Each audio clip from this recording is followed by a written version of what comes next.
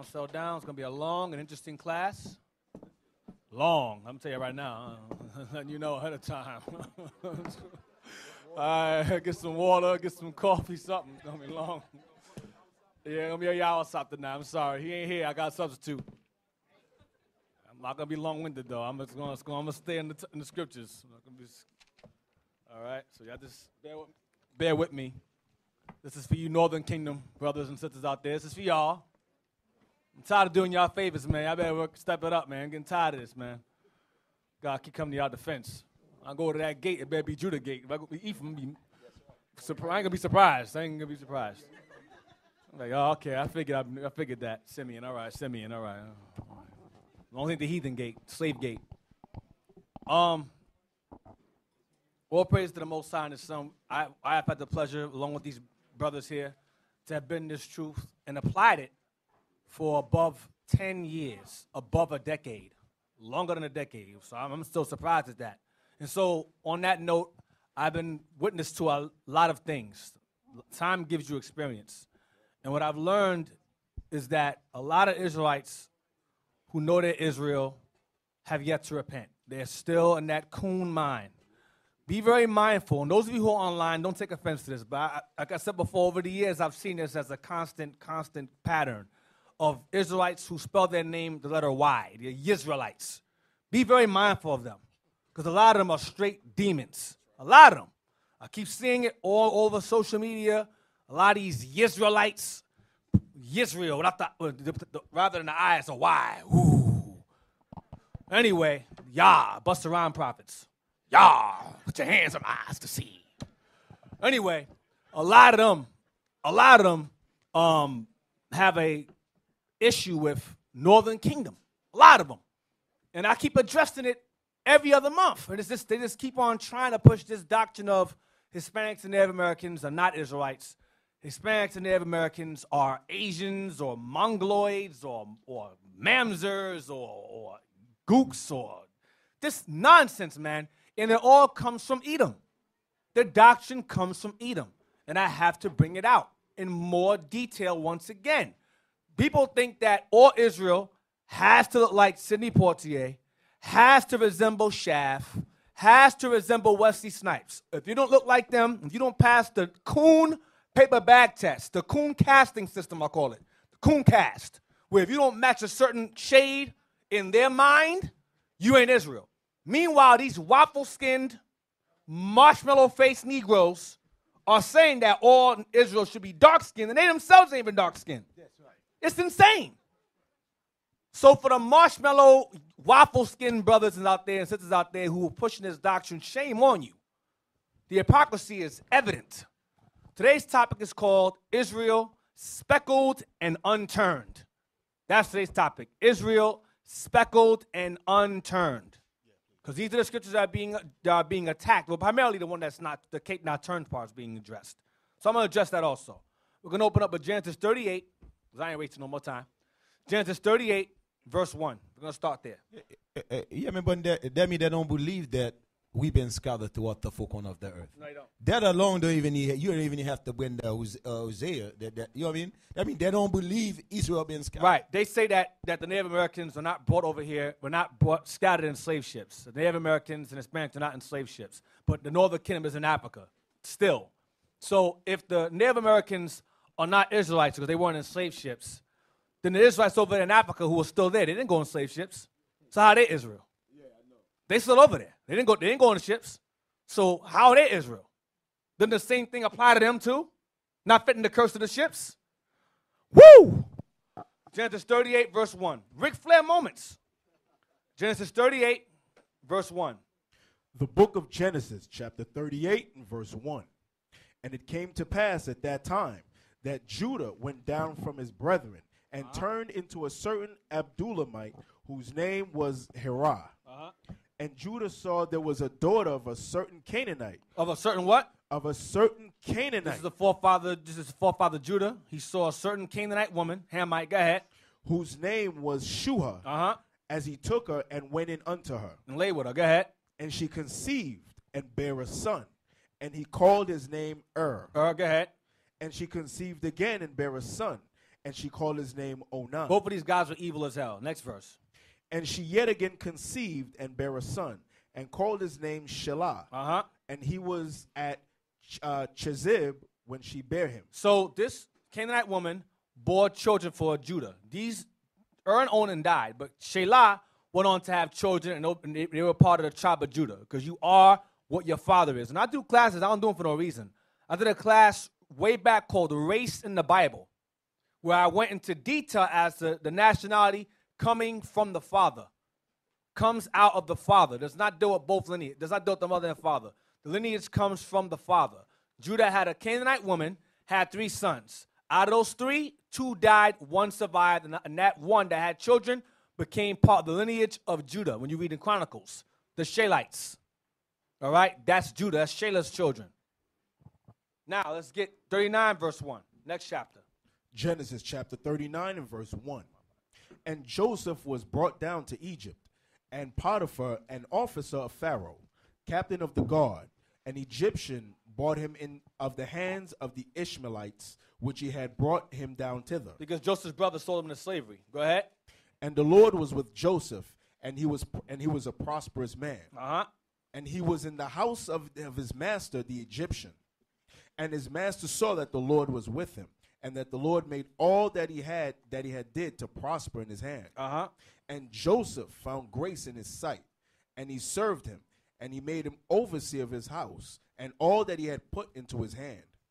And it came to pass from the time that he had made him overseer in his house, and over all that he had, that the Lord blessed the Egyptian's house for Joseph's sake. And the blessing of the Lord was upon all that he had in the house and in the field. Now, Joseph's history is found in the walls of Egypt. It's common. It's found in the walls of Egypt. Joseph is written still there. He's still on the walls. It didn't desecrate that, because they forgot about Joseph and his works. Go ahead. Verse 6. And he left all that he had in Joseph's hand, and he knew not aught he had, save the bread which he did eat. And Joseph was a goodly person and well favored. Goodly person means he was a handsome brother. Goodly means he was handsome, good looking man. Go ahead. And a good person. Go ahead. And it came to pass after these things that his master's wife cast her eyes upon Joseph. That's why I mentioned how good he looked first. It mentions that his master's wife's like, damn, he look good. Looking at lusting after Joseph. Go ahead. And it came to pass after these things that his master's wife cast her eyes upon Joseph. And she said, lie with me. So she said, I want to lay with you. Go ahead. But he refused. Nah, I can't lay with you. Go ahead. And said unto his master's wife, behold, my master wotteth not that is with me in the house, and he hath committed all that he hath in my hand.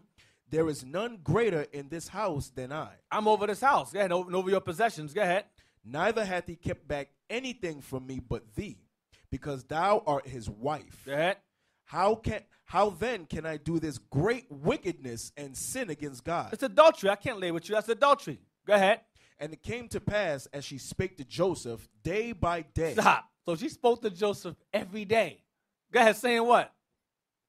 That he hearkened not unto her to lie by her or to be with her. So she would either say lie with her, or okay, don't lay with me, lay next to me, or lay by me. He was like, no, because he knew what that would lead to. He wasn't stupid. Go ahead.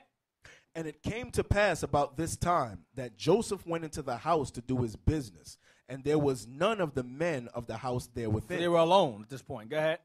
And she caught him by his garment. Now she thirsty. So now she grabs him now. Try to force him. Go ahead. Saying, lie with me. And he left his garment in her hand and fled and got him out. Because he knew what would happen. Because this time she was real firm with it. He's like, oh, we got it. He ran. He ran from it. He said, hell no, I ain't get myself in trouble. Go ahead.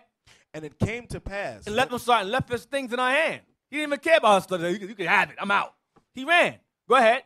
And it came to pass when she saw that he had left his garment in her hand. He dissed her. Go ahead. And was fled forth. That she called unto the men of her house and spake unto them, saying, see, he hath brought an Hebrew unto mock us. He came in unto me to lie with me, and I cried with a loud voice. He tried to rape me. Now she flips it around now. Go ahead.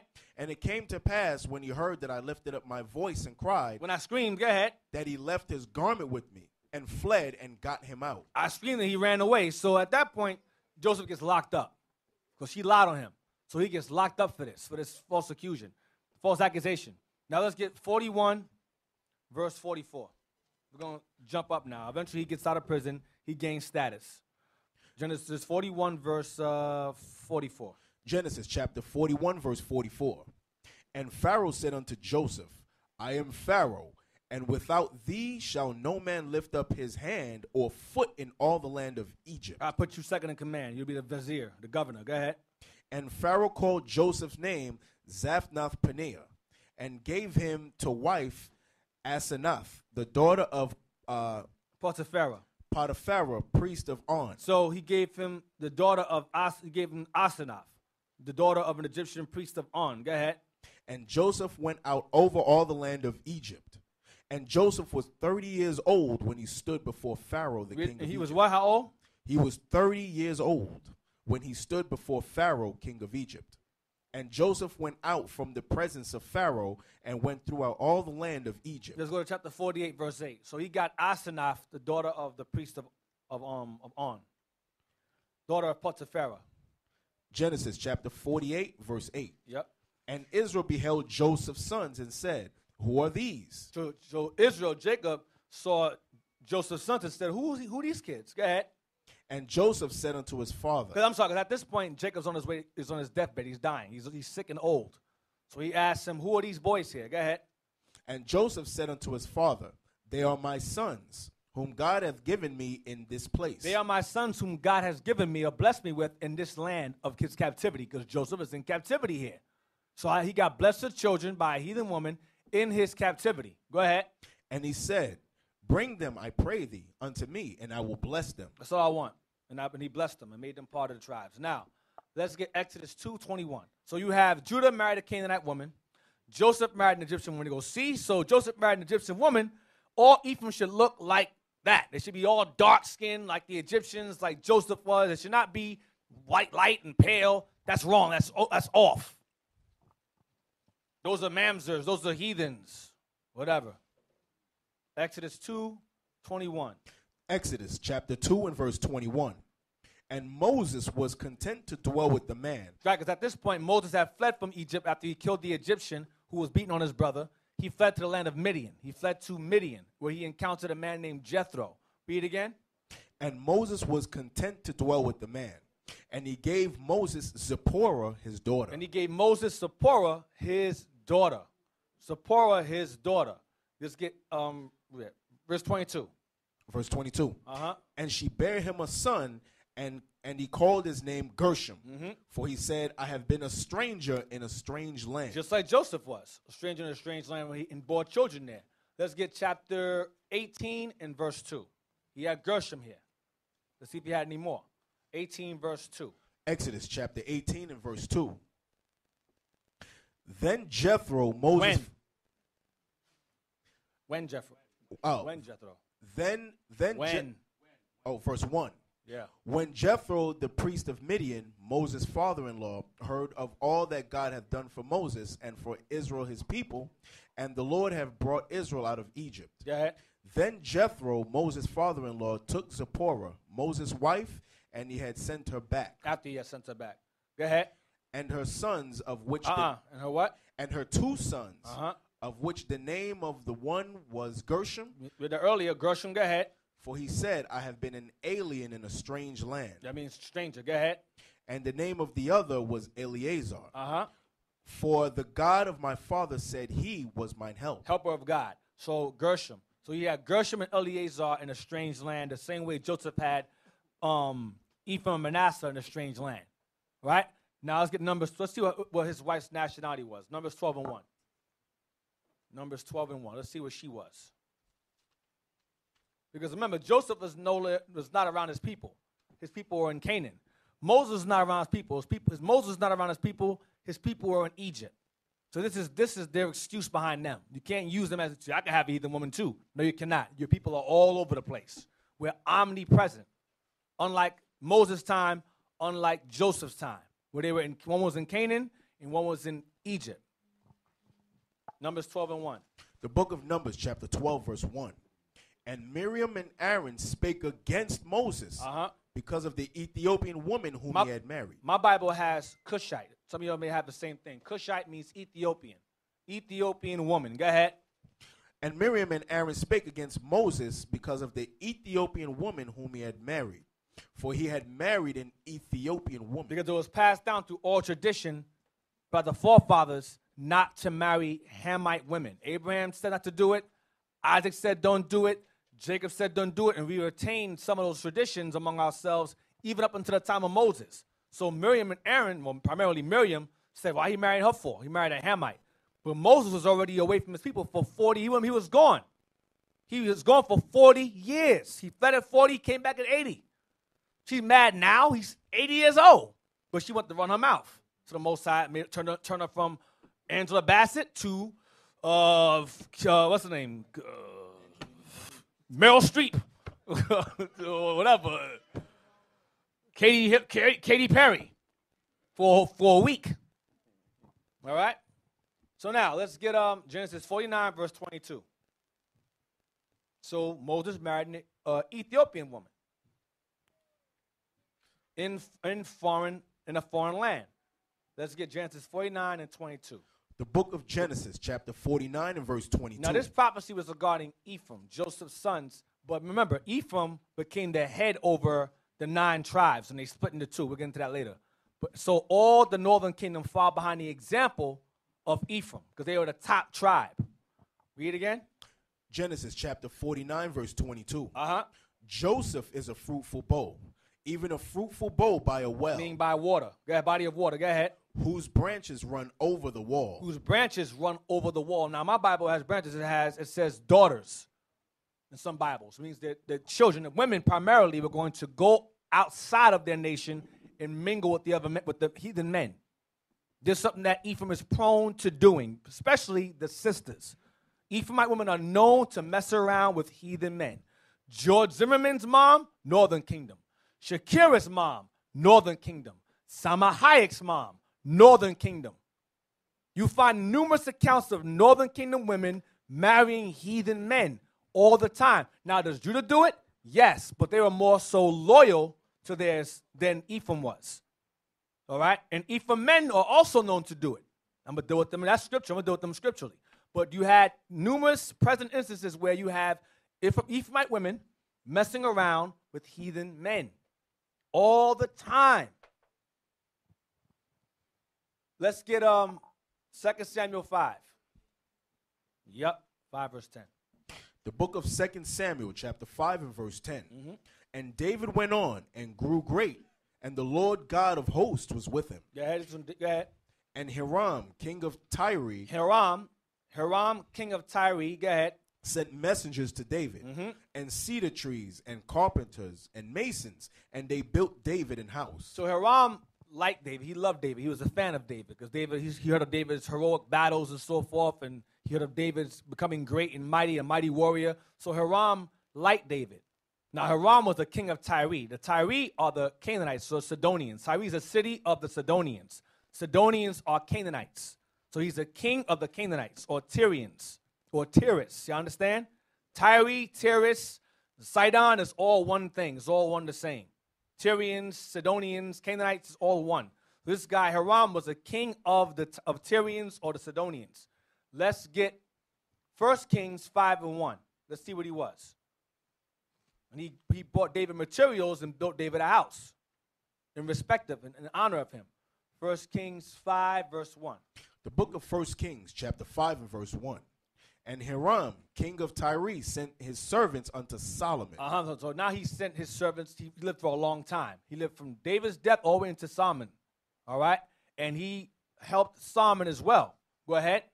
For he had heard that they anointed him king in the room of his father. Watch this. For Hiram was ever a lover of David. He loved David. Go ahead.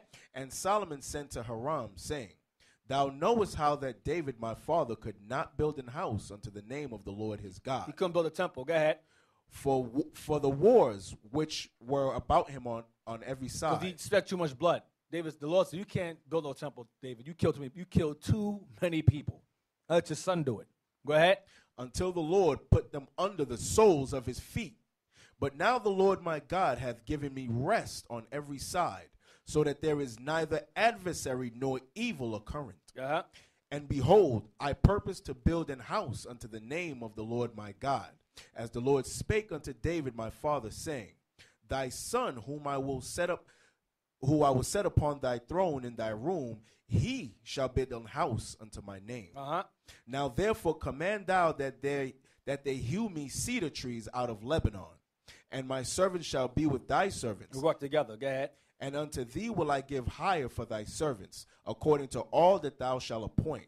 For thou knowest that there is not among us any that can scale to hew timber like unto the Sidonians. Unto who? Like unto the Sidonians. Because Tyre was a city of the Sidonians. That's why he's saying that you guys are the best builders. So he utilized these heathen. The heathen had skills. I'm gonna use them. I said, you want to be, since you're a friend of my father, I'm gonna utilize you. You work together to build this temple. Go ahead. Verse 7. And it came to pass when Hiram heard the words of Solomon that he rejoiced greatly and said, Blessed be the Lord this day, which hath given unto David a wise son over this great people. Right. Let's get chapter 7, verse 13. Chapter 7, verse 13. And we're going to read the verse 14. 1 Kings 7, verse 13. The book of 1 Kings, chapter 7, and verse 13. And King Solomon sent and fetched Hiram out of Tyre. He was a widow's son. Because people refer to him as Hiram Abith, meaning Hiram the widow's son. A lot of so-called Illuminati or Masons worship him because he was a master builder. They call him Hiram Abith, or Hiram the son of a widow, widow's son. Okay, he's like a high deified figure in Masonry or whatever. Tubal-Cain and this guy, Tubal-Cain and Hiram are highly renowned among Masons, so whatever. Go ahead. And King Solomon sent and fetched Hiram out of Tyre. He was a widow's son of the tribe of Naphtali. What was he? He was a widow's son of the tribe of Naphtali. And his father was a man of Tyre, A Canaanite. a worker in brass. And he was filled with wisdom and understanding, and cunning to work all works in brass. And he came to King Solomon and wrought all his works. So his mother was Northern Kingdom. So I'm showing you that Ephraim had a habit of mingling with the nations they were not supposed to mingle with, especially the sisters. They were not supposed to do that. His mother was Naphtali, but he was a Sidonian. He was a Canaanite. You understand so far? All right. Let's go to 1 Kings 11. Now, I'm not leaving Judah out. This is bad. 1 Kings 11, but Ephraim more so into that. 1 Kings 11 and verse 1. The book of 1 Kings, chapter 11, verse 1. But King Solomon loved many strange women. King Solomon, Judite, loved many heathen women. Go ahead. Together with the daughter of Pharaoh. And the Egyptian woman. Go ahead. Women of the Moabites. He loved Chinese. Ammonites. He loved Japanese. Edomites. He loved Edomite women. Right women. Go ahead. Zidonians. Hamites. And Hittites. He loved more Hamites. Go ahead. Of the nations concerning which the Lord said unto the children of Israel, ye shall not go into them. Do not lay with these nations. He did it anyway. But the Lord said, listen, during Solomon's time, I promised David during his son's time, I'll give him peace. But after a while, I'm going to take that peace away from him because he's being evil as hell by doing this. Go ahead. Neither shall they come in unto you, for surely they will turn away your heart after their gods. Solomon clave unto these in love. The Lord is saying, when you make these other nations and you lay with them, it is inevitable that they're going to destroy you. You cannot be married to the other nations. It says surely, not maybe, sometimes. It says surely they will turn you to serve their gods. It's inevitable. Go ahead. And that's what happened to Solomon. Go ahead. Verse 3. And he had 700 wives. So 700, he had 700 Israelite wives. His own people, 700 of them. Go ahead. He had 700 wives, princesses, and 300 concubines. 300 heathen wives. How much is that? 1,000. Keep that number in mind. 1,000 women. Solomon had 1,000 women all day. I don't understand how he had time to do anything. This lust is crazy. Ecclesiastes 7 and 25. Watch this. Because the doctrine is that when Song of Solomon was written by his woman. When it says I am black, it's not Solomon saying he's black. It's his woman saying that she's black. What? Watch. Hey, Deacon, Yeah. Deacon, so if he had a 1,000 wives, that means he probably saw one wife every 3 years. I don't know what he did. Solomon had powers. I don't know what he did to maintain that joy. I don't know. I don't understand it. Had all kind of herbs. This is keeping this all day. All day like this. Yeah, but at least Solomon was a king. You got Negroes today that work at McDonald's talking about got 2-3 wives. That's what's wrong with that. Packing bags at Walmart. I got 8 wives, brother. Yeah, okay. Packing bags. Ecclesiastes 7:25. The book of Ecclesiastes, chapter 7, verse 25. I applied mine heart to know and to search and to seek out wisdom. Solomon had 2 vices. He wanted to know, like some of y'all in here, he wanted to know everything. The Lord gave Solomon wisdom beyond any other man. But Solomon said, that's not good enough. I want to know everything. And I mean, I want to know everything. Watch this. Go ahead. Ecclesiastes is a book of regret. I'm going to say it again. Ecclesiastes is a book of warning and regret. Like, you know that old hustler, that dude that was a hustler? The old man, I used to do that, man. Don't do that. That's not good. I've been through it. I've been locked up. I've been shot. I've been so-and-so. Don't do that. Ecclesiastes is the same exact thing. I've done this. I've done that. I've done so-and-so. Don't do what I did. It's not worth it. Vanity is vanity. You read Ecclesiastes, he says vanity is vanity. Vanity is vanity because he did everything that he was and was not supposed to do because he was wealthy, powerful, rich, wise, and he had idle time like celebrities do today. They do dumb stuff. I'm bored. Let me sip some Coke. Why? I don't know. It's there. Woo! Why'd I do that? I don't know. I'm going to do it again. This is how celebrities are. And Solomon did the same exact thing. Solomon would just do dumb things because he had the power to do it. Whatever he wanted, he got. Without question, the Lord sat by. Oh, this guy is getting simple. But what we doing? You want to say something louder? Yeah, but with all that wisdom, he also had a dumb spirit working with him. Yeah, he did. You did. Read that. He had a fault. Go ahead. Ecclesiastes 7, verse 25. I applied mine heart to know and to search and to seek out wisdom and the reason of things. Why things happen, why things are done. And to know the wickedness of folly. I want to know why people sin. In order to know that, I got to indulge in it. I have to involve myself in it. Go ahead.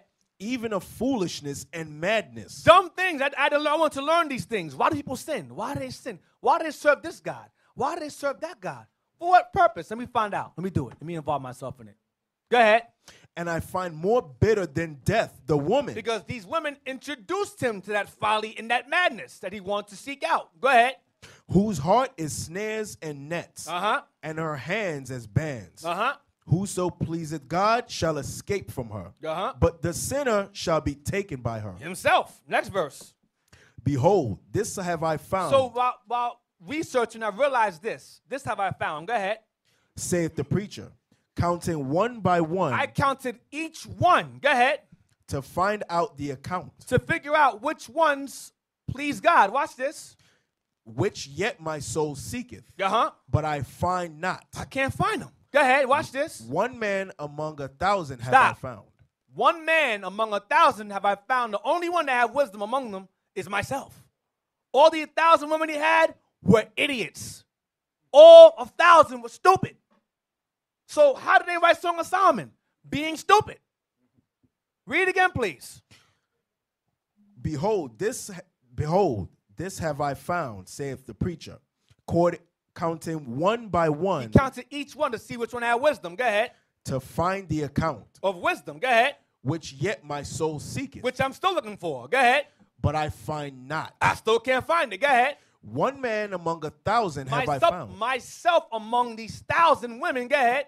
But a woman among all those have I not found. Because they were stupid. So how'd they write Song of Solomon? How'd they write it? Which wife wrote it? They were simple. He's saying they're simple as hell. Let's get Song of Solomon 1:1. Song of Solomon, chapter 1, verse 1. Watch this. Watch. The Song of Songs, which is Solomon's. Read again. The Song of Songs, which is Solomon's. Solomon's wife. The Song of Songs, which is Solomon's. Solomon's wives. The Song of Songs, which is Solomon's. Verse 1 makes it very clear whose song it is. The Song of Songs, which is Solomon's. 1 Kings 4 and 31.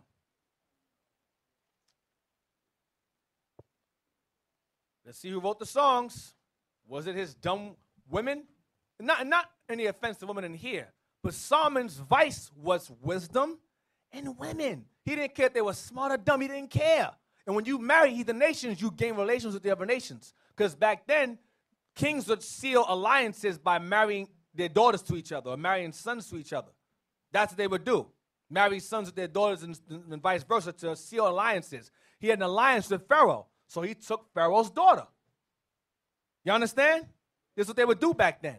1 Kings 4. The book of 1 Kings, chapter 4 and verse 31.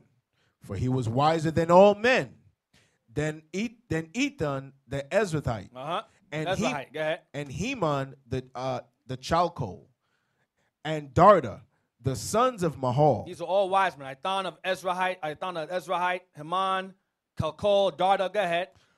Sons of Mahal, and his fame was in all nations round about. Because heathens would come to speak to him, because he was so wise. Heathens would come from far and wide. The Queen of Sheba came. Or heathens would come from far and wide to hear his wisdom. Go ahead and bring it back to their own. Go ahead. And he spake 3,000 proverbs. We have 31 of those. 31. He spoke three. It's how many he spoke? And he spake 3,000 proverbs. He spoke 3,000 proverbs. Go ahead. And his songs were 1,005. And his songs were 1,005. His songs were 8,000. Not his wives' songs. His own songs were 1,005. Let's get Ecclesiasticus 47.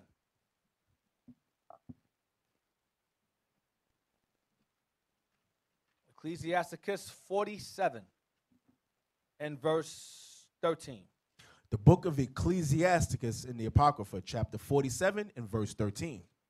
Solomon reigned in a peaceable time. Right, because the Lord promised David that Solomon was going to reign in a peaceable time to build the temple. Go ahead. And was honored, for God made all quiet round about him, that he might build an house in his name and prepare his sanctuary forever. Go ahead. How wise was thou in thy youth? When he was young, he was very wise. So he asked the right things. Go ahead. And as a flood filled with understanding. Go ahead.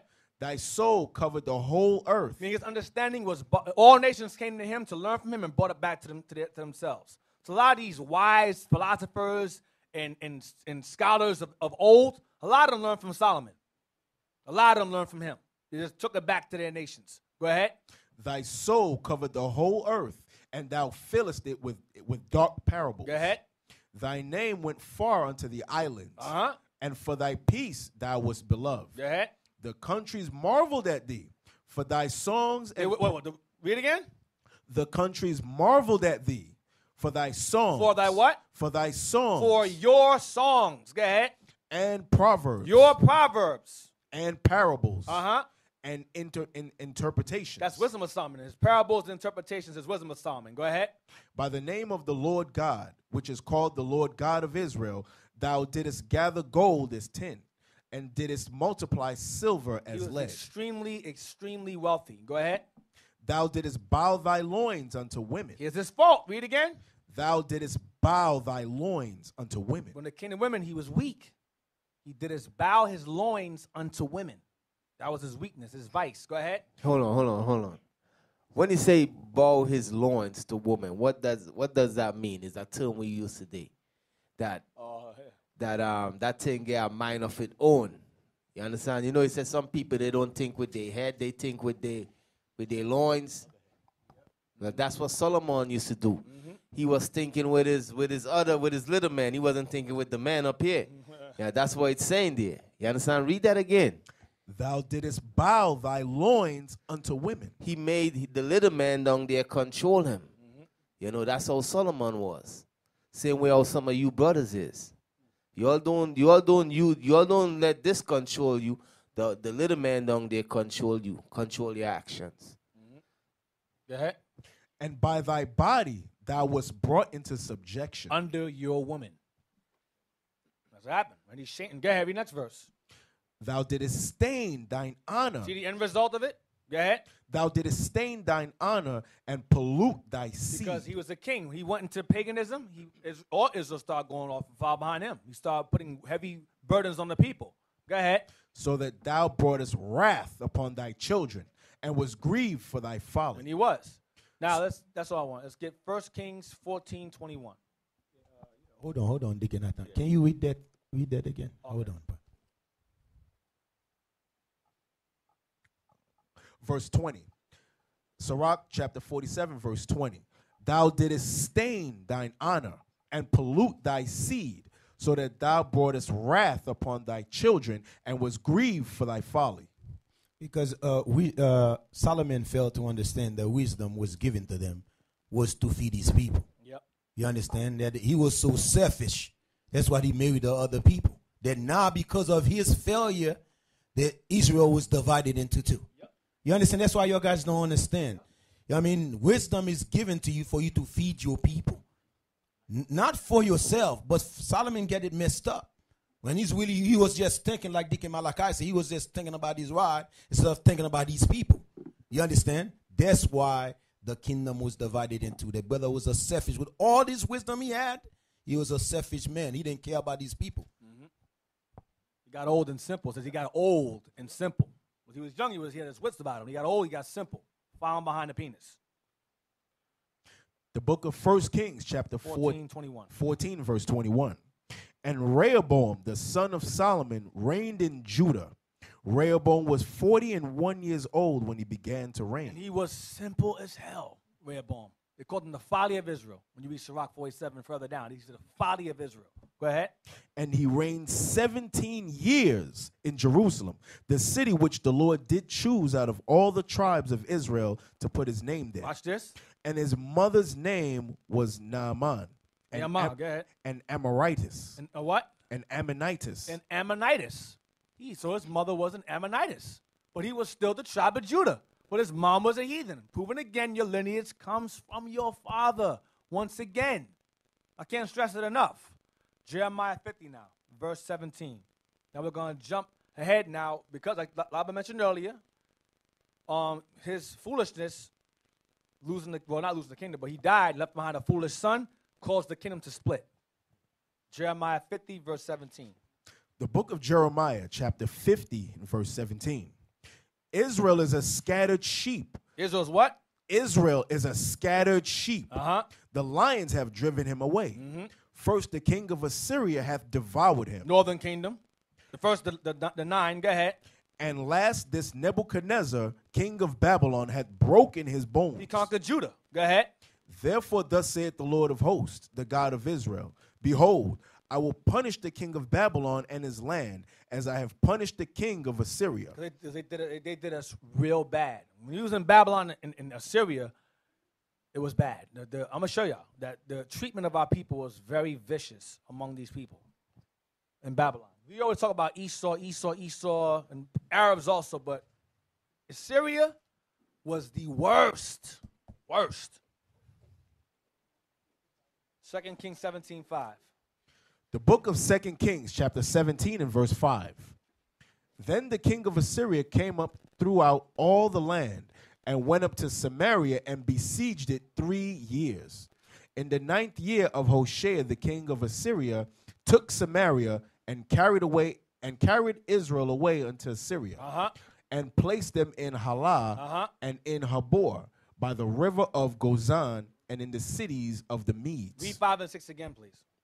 Then the king of Assyria came up throughout all the land. This king will be Shalmaneser the fifth. Now, prior to Shalmaneser, when the Assyrians took Israel or Northern Kingdom over, they didn't do it all at once. They would come in swoops. They would take some here, come back, take some, come back, take some.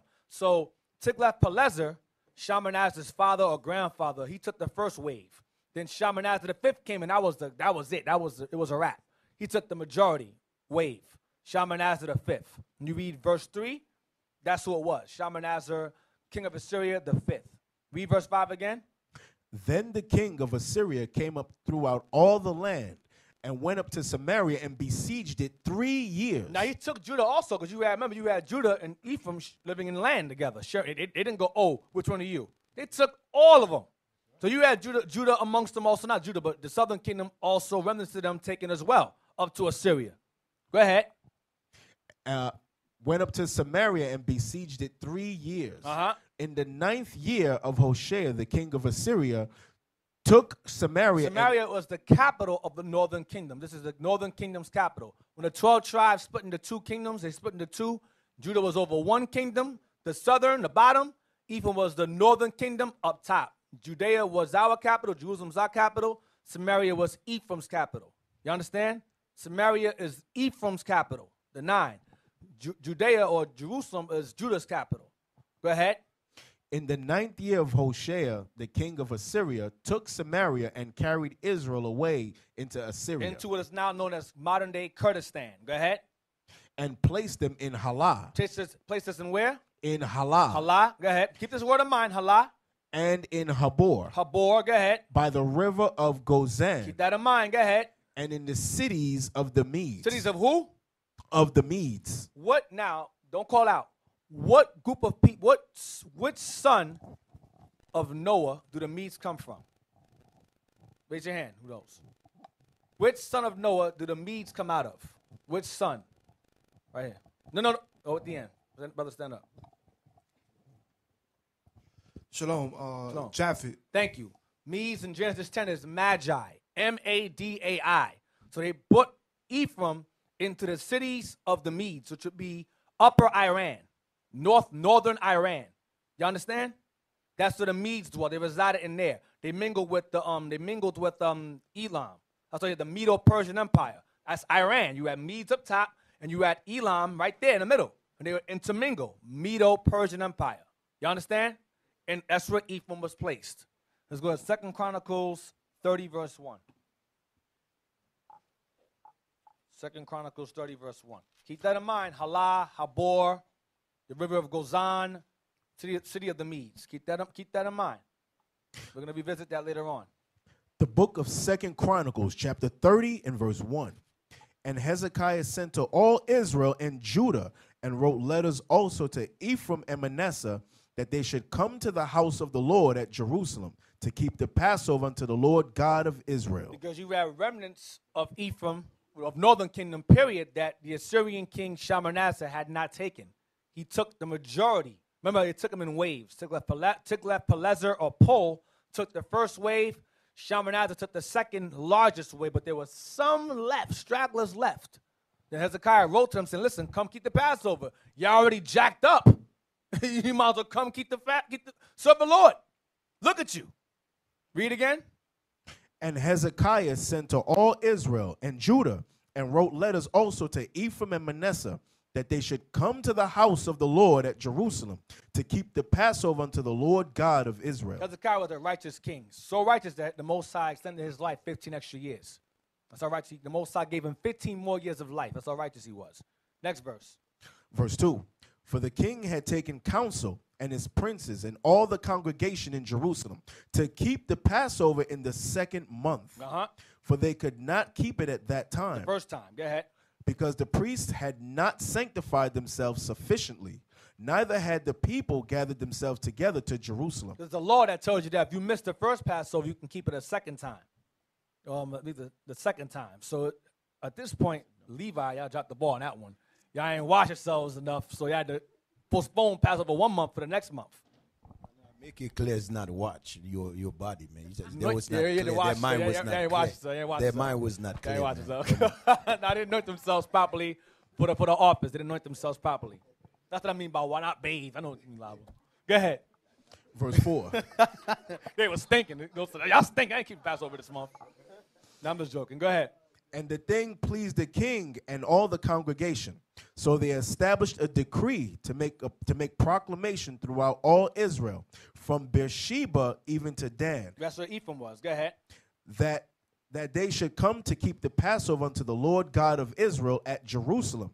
for they had not done it of a long time, in such sort as it is written. Go ahead. So the post went out with the letters from the king and his princes throughout all Israel and Judah. Post means mailmen. We had mailmen.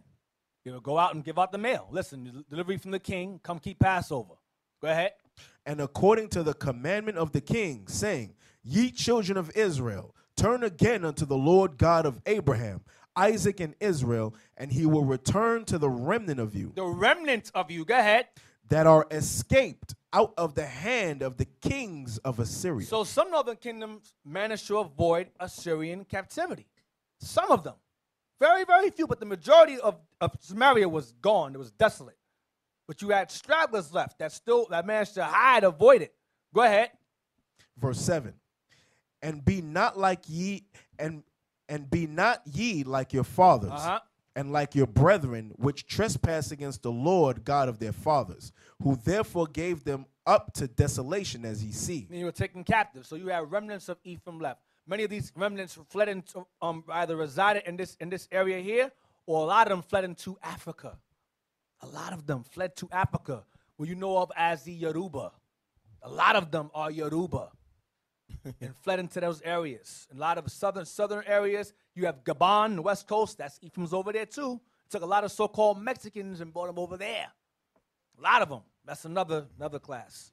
You know, like when you pay attention to their history right there, that's showing you the power of God, man.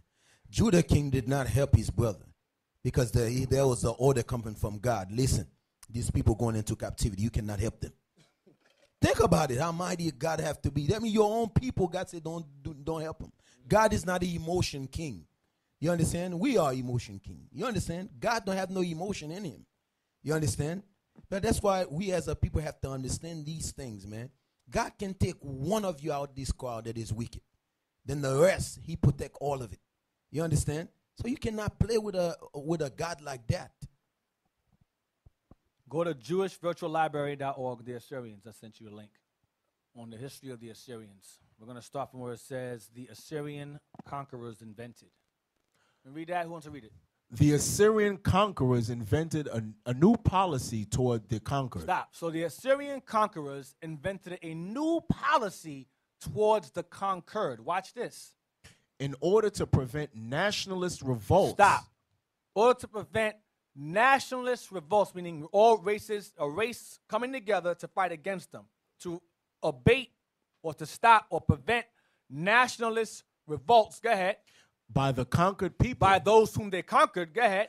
The Assyrians would force the people they conquered to migrate in large numbers to other areas of the empire. They forced them a forced migration in large numbers. You have a thing called the Trail of Tears that Esau did to Northern Kingdom. From Florida all the way to Oklahoma. And you had blacks among them. And that's how Black Wall Street began. Continue. Besides guaranteeing the security of an empire built off of conquered people of different cultures and languages. Doesn't that sound so familiar? Besides guaranteeing the security of an empire built off of conquered people of different cultures and languages. Go ahead. These mass deportations of the populations in the Middle East, go ahead, Mesopotamia, and Armenia turned the region into a melting pot of diverse cultures. Wow! Turned the region into a melting pot of diverse cultures, religions, and languages. Doesn't that sound so familiar? Sounds so present. Yeah, I mean, then you notice that thing smell like America. Yeah, it does. It smells very Americanish smell. Go ahead.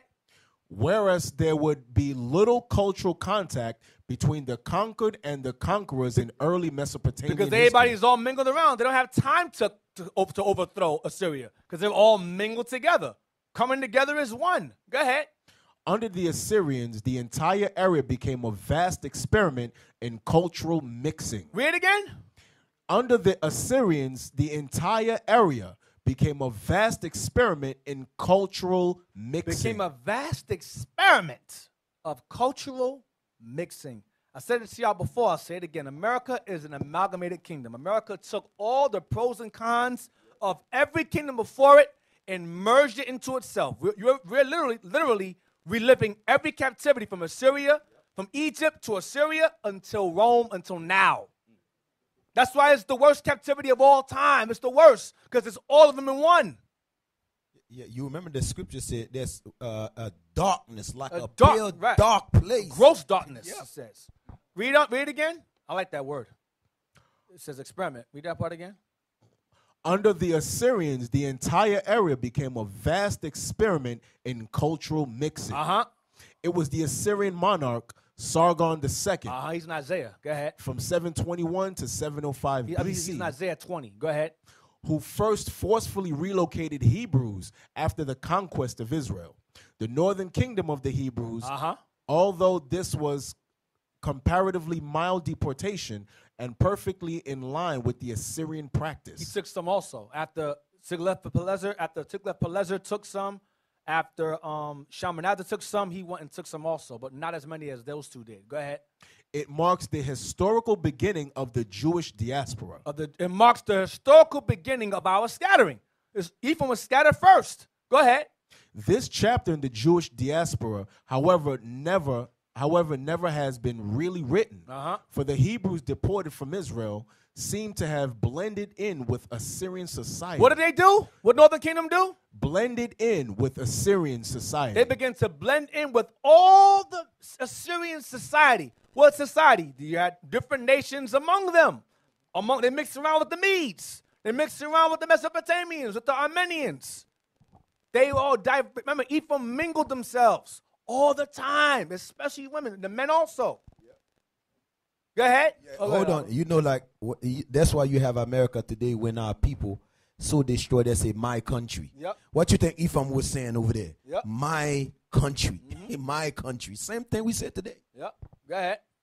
By the time Nebuchadnezzar II conquers Judah in 587 BC. Jeremiah 50, verse 17 18. Go ahead. He conquered us later. Go ahead. The southern kingdom of the Hebrews, the Israelites, deported by Sargon II, Northern kingdom, go ahead, have disappeared nameless and faceless into the sands of northern Mesopotamia. They became unknown, lost. No one knows who they are anymore. We know who they are now, don't we? They're on this side of the world. Now, that's all I wanted. Oh, that's why when you read the book of Jonah, right, a lot of people confuse. They say, especially Christians, they say that Jonah went to the people in Nineveh and told them to repent. All right? So, but when you examine what what we just read right there, you understand that the people in Nineveh was who? It was Israel. That's who the people in Nineveh was. There was no heathen. It was Israel that was intermingled amongst the people there. That's who Jonah, the Most High God, sent Jonah to tell to repent. That's the people that was fasting and was repenting for their sins. It wasn't the heathens. All right, so you brothers, y'all learned something heavy today. 20 and 1, right? I was right. Where's he at? Hey, there you go. Tartan, his general, and Sargon, the king of Assyria, sent him. Right. Tartan was a general. Sargon is in Isaiah 20, verse 1. I said it earlier. I was right. Isaiah 20. Is there something? All right, let's go to, and I make reference to, you had men like, as I was saying earlier, how Ephraim mixed themselves. You had Zimri, who Phineas stabbed. He took the Midianite woman. The plague took place during Moses' time. You had Zimri, the prince of Simeonites. Phineas stabbed through him and her. You had Samson, the Danite. That was his fault also, him. Let's get real quick. Leviticus 24. I left this out. Leviticus 24, verse 10. I forgot this. The book of Leviticus, chapter 24 and verse 10. And the son of an Israelitish woman whose father was an Egyptian. Whose father was a what? Was an Egyptian. Telling you. Go ahead. Went out among the children of Israel. And this son of the Israelitish woman and the man of Israel strove together in the camp. So you had a heathen child and an Israelite child fighting in the camp. Because remember, when Israel came out of Egypt, you had Israel come out from different lifestyles. Some had heathen children, some didn't. And so we had him among us. And he started to fight with the children because he wasn't us. They're not our people. Go ahead. Verse 11. And the Israelitish woman's son blasphemed the name of the Lord and cursed. And they brought him unto Moses. And his mother's name was Shelomith. the daughter of Dibri of the tribe of Dan. So she was a Danite, just like Samson was. Go ahead. And they put him in ward, Locked them up, put them in ward. Locked them up. Go ahead. that the mind of the Lord might be showed them. What to do with him. Go ahead. And the Lord spake unto Moses, saying, Bring forth him that hath cursed without the camp, and let all that heard him lay their hands upon his head, and let all the congregation stone him. Kill him. Go ahead. And thou shalt speak unto the children of Israel, saying, Whoever curseth God shall Whosoever curseth his God, go ahead. Whoever curseth his God shall bear his sin. You'll die. Go ahead. And he that blasphemeth the name of the Lord, he shall surely be put to death. And all the congregation certainly stone him. Shall certainly stone him. And all the congregation shall certainly stone him. Watch this. As well the stranger. As well the stranger, because that's what he was. As not only Israelites get put to death, the strangers among you get put to death also for cursing me. Go ahead. As he that is born in the land. They get the same treatment. Go ahead. When he blasphemeth the name of the Lord, shall be put to death. See, so that Danite woman had an Egyptian child. Ephraim was known to do this. Let's get, jumping back down now. Let's go to Ezekiel 20, verse 31. Lava mentioned earlier how through cultural mixing and melting pot and assimilation, we start to say, oh, my people or my country. Same thing. We're going to read that right now. Ezekiel 20 and verse 31. The book of Ezekiel, chapter 20 and verse 31. When ye offer your gifts, when ye make your sons to pass through the fire, ye pollute yourselves with all your idols, even unto this day. And shall I be inquired of by you, O house of Israel? As I live, saith the Lord God, I will not be inquired of by you. And that which cometh into your mind shall not be at all that ye say. What do we say in our mind? We will be as the heathen. I'm going to be like the white man. I'm going to be as the Arab man. I'm going to be as the Chinese man, as the Japanese man. I'm going to be as the white woman, as the white man. I'm going to be just like them. Bleach my skin, dye my hair, blonde my hair, perm my hair. I'm going to do what it takes to be as white as I possibly can, including marry them. Intermarry. Because if you think you're a heathen, who are you going to marry? Heathens. You think you're them. Go ahead. And that which cometh into your mind shall not be at all as that ye say. We will be as the heathen, as the families of the countries, to serve wood and stone. As I live, saith that's all I want. So let's get BibleHistory.com. BibleHistory.com. More on Assyria again. The next link I sent you, BibleHistory.com. Should be Archaeology of Ancient Assyria. We're going to start where it says Ancient Assyrian. Right there. Read that. Ancient Assyrian policy was to deport defeated nations and lead them captive to other lands. This would destroy their sense of nationalism. What would it do? This would destroy their sense of nationalism. This would cause them to forget who they are, to lose care for their people, destroy their sense of nationalism. Meaning, like they say, it doesn't matter what your nationality is. We're all children of God. That's the same exact thing. We're all God's children. We're all the children of God. Lose all sense of nationalism. You will rise above your people. You're Oprah now. You're Medea now. Tyler Perry now. You will rise above the status of your people. You lose all sense of nationalism. Because the nation know who they are. When you listen to Jake on the TV, man, on the news, we all Americans. Yep. Where they get that from? Because they believe that nonsense. You're not Americans. You were brought up here in cargo slave ship because of breaking God's commandments. How the hell you find yourself to be Americans? Make no damn sense because you destroy. Read again. Pull it back up. Pull it back up.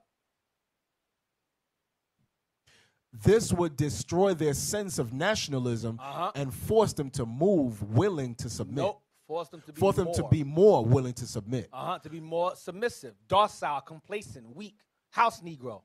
Go ahead. The Assyrians were miraculous in warfare. They were vicious in warfare. Go ahead. In fact, military strategists today have a difficult time understanding how the Assyrians were so advanced in their military tactics. Most of the nations plundered other nations, but Assyria was the worst. Assyria was the worst. Go ahead. They were the very definition of a plunderer, because the Lord had raised them up to plunder his rebellious people. Did the Most High raised up? I'm going to send them against you. All nations, this is the worst. I'm going to send the worst of the worst against you. John, I'm sure they did. The Assyrians were also diabolically cruel. They were diabolically cruel. I mean, they were skillful at it. Go ahead. They skinned their victims alive, cut off their hands. Sounds so familiar. Cut off their hands, skinning people. Go ahead. Feet, noses, ears, eyes, pulled out tongues, made mounds of heads. Hey, took those heads, put them on trees, ornaments, Christmas. They did the same thing. Go ahead. Made mounds of heads and many more atrocities to inspire terror in those who were demanded to pay tribute. And that was us. Noses, ears, cut out tongues, and put mounds of heads. And they were hanging those heads on trees during Christmas celebrations. That's where you get them ornaments from. Because America did the same thing to the Yes. native.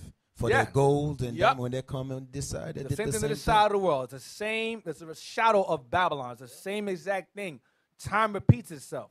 Nothing new under the sun. Let's get Ezra 9.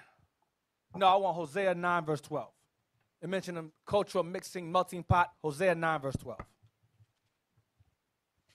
As I mentioned, women were always known to run over the wall. They did it on this side of the world. They did it over there also. What did the Most High do to those babies? The book of Hosea, chapter 9 and verse 12.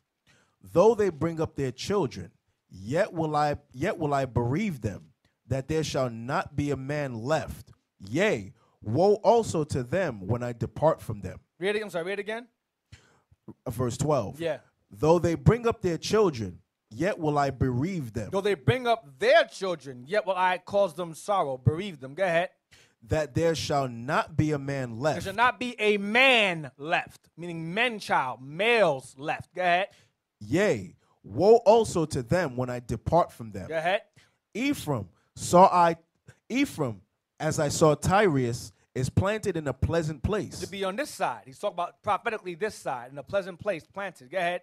But Ephraim shall bring forth his children to the murderer. Ephraim shall bring forth our children to the murderer. Go ahead. I mean, we are lay with the heathen. Go ahead. Give them, O Lord, what wilt thou give? Give them a miscarrying womb and dry breasts. Make it so those children will not survive. Kill the children. Because what happens is when the Spaniards would lay with the native women, they didn't treat them right. A lot of them, they go, okay, you pregnant? Good, go in the field. I don't care. When they would go in the field and work hard and drop dead pregnant, they didn't care. So a lot of those children died. Remnants of those children were referred to as mestizos or mestizas. And primarily it was mestizas that survived because he said let a man survive. So any males that did survive were raised up and became taskmasters or slave masters over the full-bloods. And the mestizas, the slave native women, the girls who had Spaniard fathers were made slaves. And guess what they married? Other native men. And brought forth them light-skinned, pale-faced Ephraimites you see today. That's what you see. That's what took place. But a lot of the doctrine is that the so-called white man is so powerful sexually, he can dilute an entire race of people. That's that white supremacy doctrine. He had so much, he screwed so many women throughout the Americas, all of them are white. Really? Okay, we'll deal with that later on. Ezra, jump to verse 16. Verse 16. Ephraim is smitten. Their root is dried up. They shall bear no fruit. They shall not bear many children. Go ahead, like they used to. Go ahead. Yea, though they bring forth children to the murderer, to their oppressor. Go ahead. Yet will I slay even the beloved fruit of their womb. I will kill their kids. Oftentimes, they would take the babies and smash them against the stones. Not just our kids, even bastard ones, the heathen ones. Say, oh, that's your Spaniard baby? That's Rodrigo's baby? Oh, that's cute. Smash. They didn't care. It was indiscriminate death over there on this side of the world. But somehow, some way, the white man and his powerful He-Man penis just soared through the Americas and just mingled everybody up. White Jesus. Hey, if that's the case, a lot of them high yellow brothers, you know. Yeah. High yellow brothers. Heathens too. they gotta check their genealogy. That's it. You light skin. You might have a problem. You might have a problem, brother. I might pass by almost like African. Because well, the same thing with the slaves and them in the Caribbean islands and in here in the Americas.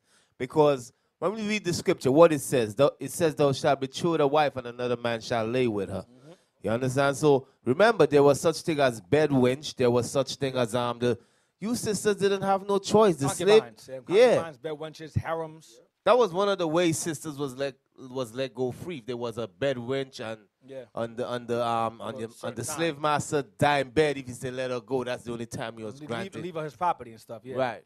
But yours was property. You know, you couldn't go and complain to the law and say my master raped me. You understand? So what you think happened with them kids that came forth? It's the same thing that what happened that Deacon Aiton explained what happened to Northern Kingdom. Mm-hmm. You know, if it was a male, more time the most I get him a miscarrying womb. Mm-hmm. You know, because you got some Judite brothers that very high yellow. Mm-hmm. You know, and that don't say that they of another nation, no. Right. You know, so I'm going to prove that again that you had Jakes of all different hues throughout all different times. I'm going to show you. Let's get Ezra 9 verse 1.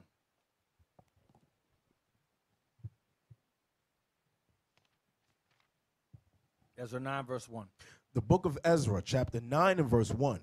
Now when these things were done, the princes came to me, saying, the people of Israel and the priests and the Levites have not separated themselves from the people of the lands. Now, what I want, I'm sorry, I think I left that out. Give me the map of Assyria. Do I want that map now? Let me see if I want it now. Hold on a second. Give me the map now. I know I'm gonna forget. I know me. I'll forget it. I'll just get out the way. I'll just go readdress it again if I need to. Give me the Bible Atlas picture of Assyrian right there. Blow that up if you can. All right. So you have this is Assyrian supremacy in the 7th century. This when Assyria was pretty much ruling over everything. They were dominating everything. All that purple is what they reigned over. All that purple is their land, their territory. You have right there, you have from the bottom, that's where Israel was. And you're going up, you see Ashdod, Megiddo, Phoenicia, Tyre, Sidon, Byblos, Arvad. Now go over, bring it closer now. Bring it closer. I'm gonna show you the cities where you place that. Yeah, that's good. Go over towards the left. Go up, right there. See, it says river goes on. That blue line is a river. Goes on. You have Kala. You have Habor right there under where it says Rezeph. You have Beth Eden, Tipsah, Rezeph, Turka. You have Habor right there. See it? It's kind of folded into the page. It says Habor right there. Habor River. And you have Tigris River, which goes into the Euphrates. They meet each other into the Euphrates. Go down to the end again. Leading into right. Go over. Right. See Assyria, Ashur?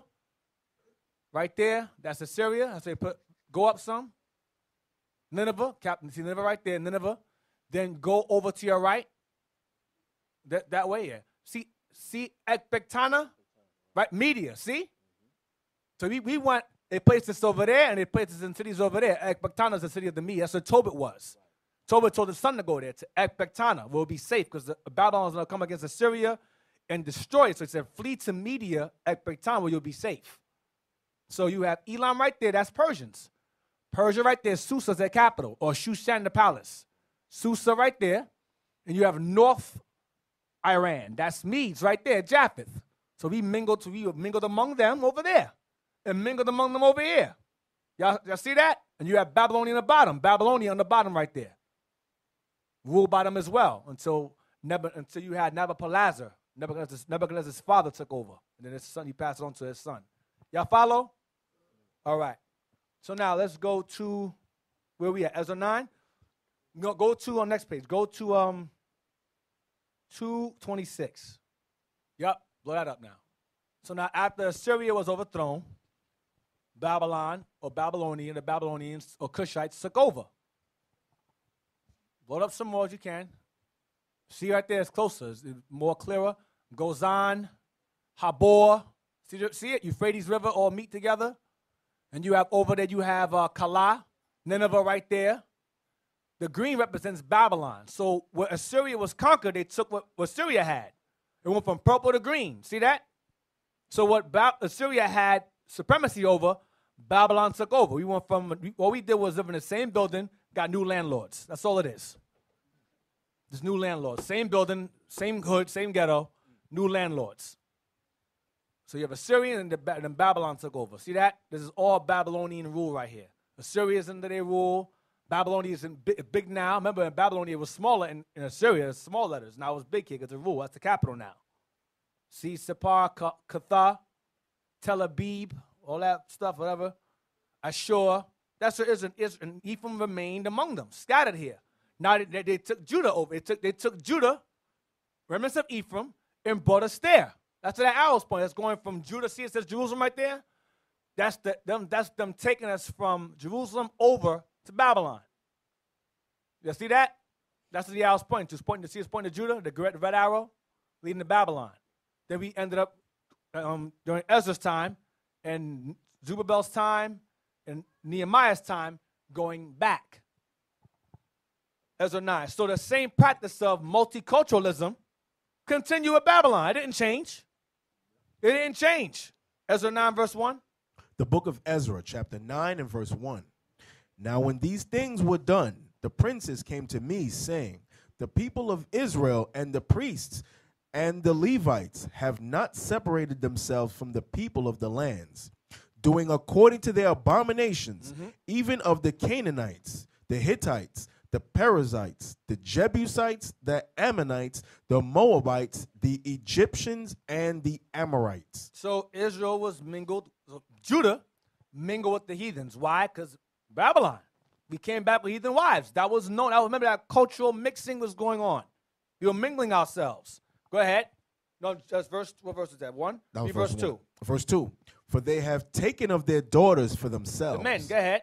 And for their sons, so that the holy seed had mingled themselves with the people of those lands. The holy seed have mingled themselves with the people of those lands. Because Assyria ruled those lands, and Babylon ruled over those lands. And we mingle with them during those times. Go ahead. Yea, the hand of the princes and the rulers had been chief in this trespass. They all doing the same thing. Jump to verse 10. And now, O our God, what shall we say after this? For we have forsaken thy commandments, which thou hast commanded by the servants the prophets, saying, the land unto which ye go to possess it is an unclean land, with the filthiness of the people of the lands, with their abominations, which have filled it from one end to another with their uncleanness.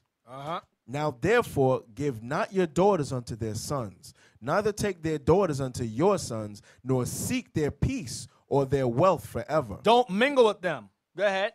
That ye may be strong, and eat the good of the land, and leave it for an inheritance to your children forever. That's what God told us to do before we got taken into captivity. Go ahead.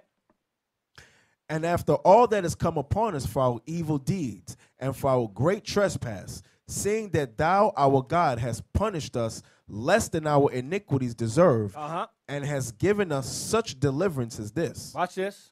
Should we again break thy commandments and join in affinity with the people of these abominations? Affinity means marriage or a relationship of any kind with these nations. That's what affinity means. Go ahead. Wouldest not thou be angry with us till thou hadst consumed us, so that there should be no remnant nor escaping? Won't that piss you off if you see us intermingling or dabbling in the melting pot of the captivity that we're in? Won't that piss the Lord off? The answer is yes, it will piss him off. He don't want us doing that. Go ahead. Chapter 10, verse 1. Ezra chapter 10, verse 1.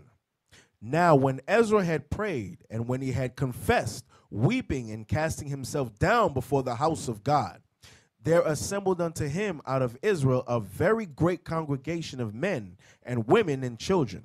For the people wept very sore. Go ahead. And Shechaniah the son of Jehiel one of the sons of Elam, answered and said unto Ezra, we have trespassed against our God, and have taken strange wives of the people of the land. Yet now there is hope in Israel concerning this thing. Go ahead, watch this. Now therefore let us make a covenant with our God to put away all the wives and such as are born of them. We're going to clean house. We're going to start all over, brand new, fresh.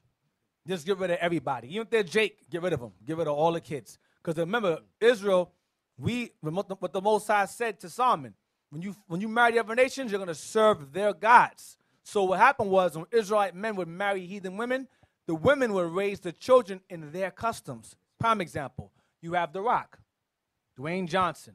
He follows the philosophy of his mother, that Austronesian Pacific Islander tattoo on his chest. He's following behind his mama. You have Drake saying he's Jewish. He's following behind his mama. You have, who else? Mariah Carey, following behind her mama. You have, who else? Vin Diesel, another one. He's Jake. He's a twin. I don't know what I am. I'm confused. He won't keep his job. He won't say he don't know what he is. He's a Jake, too. But he's the same way. He's confused. Who else you have? Tiger Woods. Oh, God, I'm Campbell Asian. You can't forget that idiot. He's still suffering. He needs that camera flash one good time. He needs a camera flash. One time. That teacup is still spinning, that teacup. Hey, how much money did his wife get? I don't know. She beat us behind first. Couple hundred millions. 300 million. He's raised by his mama. He's following that philosophy of Hindu, whatever, that nonsense, Buddhism, whatever, following behind his mama. I call them mixed nuts. When you are Jake father and you're following behind your mama, you a mixed nut. I call you mixed nuts. You're just all confused. You know, like if I were Tiger Woods, I would lose my mind. You take 300 something, that I would lose my mind. And not the way he loses his mind. Well, that's these examples of children who have Jake fathers and heathen mothers, and yet they follow the philosophy and doctrine of the mothers. So Ezra said, listen, man, you know what? We're going to start over fresh, clean house. But here's the difference. During this time, Ezra and Nehemiah had access to genealogical records of everyone that returned from the exile of Babylon. You came saying, I'm Judah. Prove it. What's your name? What's your father's name? Okay, you work out. Okay, good. Next. What's your name? So-and-so. I'm a child of Levi. High priest of Aaron's descendant. Yeah? What's your name? So-and-so. Yeah, you ain't here. Yeah, you go over there. What tribe are you? Reuben. And so on and so forth. You got Jakes today saying, you're a mamzer. You're a bastard. Where is your record of genealogy from back then? Where is it? How do you know you're not a bastard? How do you know? Where's your record of genealogy of your forefathers going back to Babylon? Show it to me. That we all may be amazed at your brilliance. Please bless us with this brilliance of yours, ye Israelites out there. Where we at? Verse 10 verse 2. 3. Yeah, verse 3 now. Thank you. Ezra chapter 10, verse 3. Now therefore let us make a covenant with our God to put away all the wives and such as are born of them, according to the counsel of my Lord, and of those that tremble at the commandment of our God, and let it be done according to the law. Arise, for this matter belongeth unto thee. We also will be with thee. Be of good courage, and do it. Then arose Ezra, and made the chief priests, the Levites, and all Israel to swear that they should do according to this word, and they swear. They agree. Go ahead. Then Ezra rose up from before the house of God, and went into the chamber of Johanan, the son of Eliashib, and when he came thither, he did eat no bread. Now keep in mind, it says he went into the temple of Johanan, the son of Eliashib. Keep that guy in mind, Eliashib. Go ahead. He did eat no bread, nor drink water, for he mourned because of the transgression of them that had been carried away. Go ahead. And they made proclamation throughout Judah and Jerusalem unto all the children of the captivity, that they should gather themselves together unto Jerusalem. Go ahead. And that whosoever would not come within 3 days, according to the counsel of the princes and the elders, all his substance should be forfeited, and himself separated from the congregation of those that had been carried away. He gets sent away. Go ahead. Then all the men of Judah and Benjamin gathered themselves unto Jerusalem within 3 days. It was the 9th month, on the 20th day of the month. And all the people sat in the street of the house of God, trembling because of this matter, and for a great rain. And Ezra the priest stood up and said unto them, Ye have transgressed, and have taken strange wives to increase the trespass of Israel. It's a sin to marry the other nations. Go ahead. Now therefore make confession unto the Lord God your fathers, and do his pleasure, and separate yourselves from the people of the land, and from the strange wives. Go ahead. Then all the congregation answered and said with a loud voice, As thou hast said, so must we do. Go ahead. But the people are many. It's a lot of us. Go ahead. And it is a time of much rain, and we are not able to stand without. Outside. Go ahead. Neither is this a work of one day or two, for we are many that have transgressed in this thing. Go ahead. Let now our rulers over all the congregation stand, and let them which have taken strange wives in our cities come at appointed times, and with them the elders of every city and judges thereof, until the fierce wrath of our God for this matter be turned from us. Only Jonathan the son of Asahel and Jahaziah the son of Tikvah were employed about this matter, and Meshullam and Shabbathai the Levite helped them. And the children of the captivity. They had men appointed to make certain that these brothers got rid of their wives and got rid of them kids. Go ahead. Inspections. Go ahead. And the children of the captivity did so. And Ezra the priest with certain chief of the fathers after the house of their fathers, and all of them by their names, were separated. And sat down in the first day of the 10th month. They sat down the first day of the 10th month. Go ahead. To examine the matter. To deal with this matter of separation from the heathens. Go ahead. And they made an end with all the men that had taken strange wives by the first day of the first month. How long is that? 10th month to the first month. How long? How much time between that? 3 months. Took 3 months to do this. 3 months. So clean house. Now, not a day or two, what they said, but it took 3 months to make sure everybody was in compliance with with this law being passed. Go ahead. Verse 18. And among the sons of the priests there were found that had taken strange wives, namely of the sons of Jeshua, the son of Jozadak. So Jeshua, the same brother that helped Zerubbabel, his sons were guilty of this. His sons were married to strange women too. Go ahead. And his brethren, Messiah and Eleazar and Jarib and Gedaliah. And his brothers, Joshua's sons were guilty of marrying strange women. He was a righteous man. His kids was wicked as hell. All your kids ain't saints up in here. Who to mine? They ain't saying a lot of our kids got the devil on them. I know mine do. Slinky, that boy, he concerns me. But anyway, our kids got the devil on them. Go ahead. Verse 19. Yeah. And they gave their hands that they would put away their wives, and being guilty, they offered a ram of the flock for their trespass. Go ahead. And of the sons of Emer, Hanai. That's all I want. So they all gave a flock for their trespass. That's all I want. Let me read the whole thing. Go to 1 Ezra 8:69. Remember it said earlier in Ezra 9, verse 2, that they mingled themselves among the people. 1 Ezra 8, verse 69. The book of 1 Ezra, chapter 8 and verse 69. The nation of Israel, the princes, the priests, and Levites have not put away from them the strange people of the land, nor the pollutions of the Gentiles, to wit, of the Canaanites, Hittites, Perizzites, Jebusites, and the Moabites, Egyptians, and Edomites. That's left out in Ezra, so he repeats it. This is history being repeated again. But it says they were married to Edomites also. Go ahead. For both they and their sons have married with their daughters, and the holy seed is mixed with the strange people of the land. It's mixed, mingled, mixed with the strange people of the land. Remember Assyria? It was a great melting pot. Babylon took over where Assyria left off, took over where Assyria left off, and did the same thing over there. All right? Judah and Ephraim were subject to the same society, the same philosophy. Intermingling, intermarrying. That philosophy went from Assyria all the way into Babylon. Then as time went on, remember, Persia was liberal. Do what you want.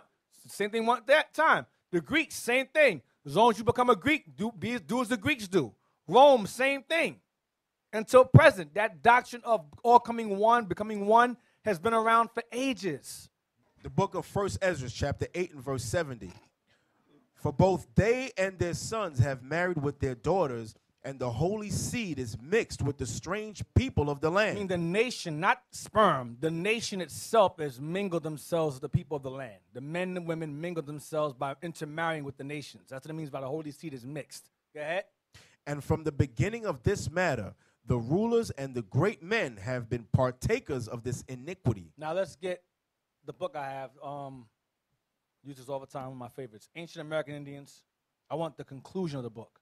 Page 250. Chapter 4, the conclusion. Now this book basically goes into, it's called Ancient American Indians by Paul and Millie Chessman, whatever. It says their origins, civilizations, and old world connections. Old world means the East, Middle East, and so forth. The old world. Read that. And so the question is asked, what of these American Indians? So the question's asked, after all the things you read in this book, there's all different beliefs and different theories on where they come from and confirmations where they come from and who they are. What's to be said about the Native Americans and where they're from? Go ahead. They certainly originated from somewhere. They came from somewhere. Current studies indicate multiracial origins for the Indians of the Americas. Read it again. Current studies indicate multiracial origins for the Indians of the Americas. Watch this. Clearly, the age-old all came over from the Bering Strait theory is no longer valid. It's a lie. Age-old Bering Strait theory is no longer valid. They cannot prove it. I'm going to explain to you what that is.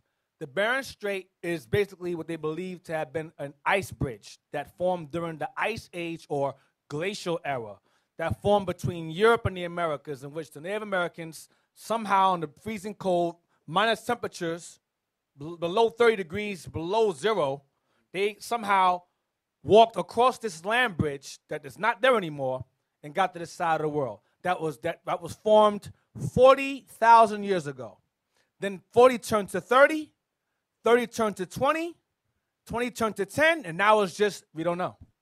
No, Deacon Athan, they ski. They ski up They in here. skied, right. They had north faces, too. They had north faces yes, they ski. that they used. I forgot, I'm sorry. But pretty much, that bridge was formed during the Ice Age. If you believe in the Ice Age, listen to me carefully. If you believe in the Ice Age, you do not believe in God. Because the Ice Age ties into the theory of evolution, which makes the earth billions of years old. Thousands upon thousands of years old, which does not validate the Bible whatsoever. So if you believe in the Bering Strait theory, you don't believe in God. Because they say that the Native Americans crossed over from Asia into the Americas through the Bering Strait. So they're Asians or Mongoloid peoples. If you say that, you do not believe in the Bible, and the white man is your God once again. Read that, please. Clearly the age-old. Clearly the age-old quote, all came over from the Bering Strait theory is no longer valid. As the author has pointed out in this volume, even blood types and cranial formations vary in many of the tribes. Watch this. Suggesting extremely cosmopolitan, multiracial characteristics among our Native Americans. What's that mean? No one call out. What is that saying about them? What happened? I don't get a lie. I gotta get a lie. Just keep it short, man. You be doing Deacon Yasop stuff. Northern Kingdom version. We mixed among the nations. Thank you. Say it again. Say it slower, though. We mixed among the nations. When? Since the time of Assyria and even before a little. And even after. Yeah, and even after, yeah. Babylon also. So that's how you have North American Indians looking so diverse. Because they mingled themselves. Some look just like some of y'all in the Judah in the room. Some look like straight Judites. And some look more Asian. Some have fine hair. Some have woolly hair. Some have real high cheekbones. Some don't. Because they mingled themselves for centuries among the nations. They retained their dark skin, a lot of them. But when they came over here, some of them mixed around with Esau. Some of them mixed around with the Assyrians, mixed around with the Syrians, mixed around with the Iraqis, the Medes. Remember how the Medes look? Look up Hawaiians real quick. Remember, they were placed in cities of the Medes. The Hawaiian people got hope. Some of them, because remember, during the plantations, they took some Ephraimites from Puerto Rico as slaves into areas of the Philippines and Hawaii to work on plantations there. So some of them are. Look at them right in the middle right here with the hand. Look at their eyes. Go click that picture right there, the middle one. The middle picture. Yeah, look at them. You have some Gadites look like that. They're Asian. No, they're not. They mingled with these people. They mingled with them. Go over. See, so you have some that look like that. Look at the man over there on the right. So I'm explaining to you that Ephraim mingled themselves with these diverse people. So you had different bone structures, different features among them. That they mingled themselves. They mingled themselves with the Egyptians, mingled themselves with the Syrians, with the Assyrians, with the Babylonians, with the Medes. On numerous occasions. Come on out. Go back to that book again.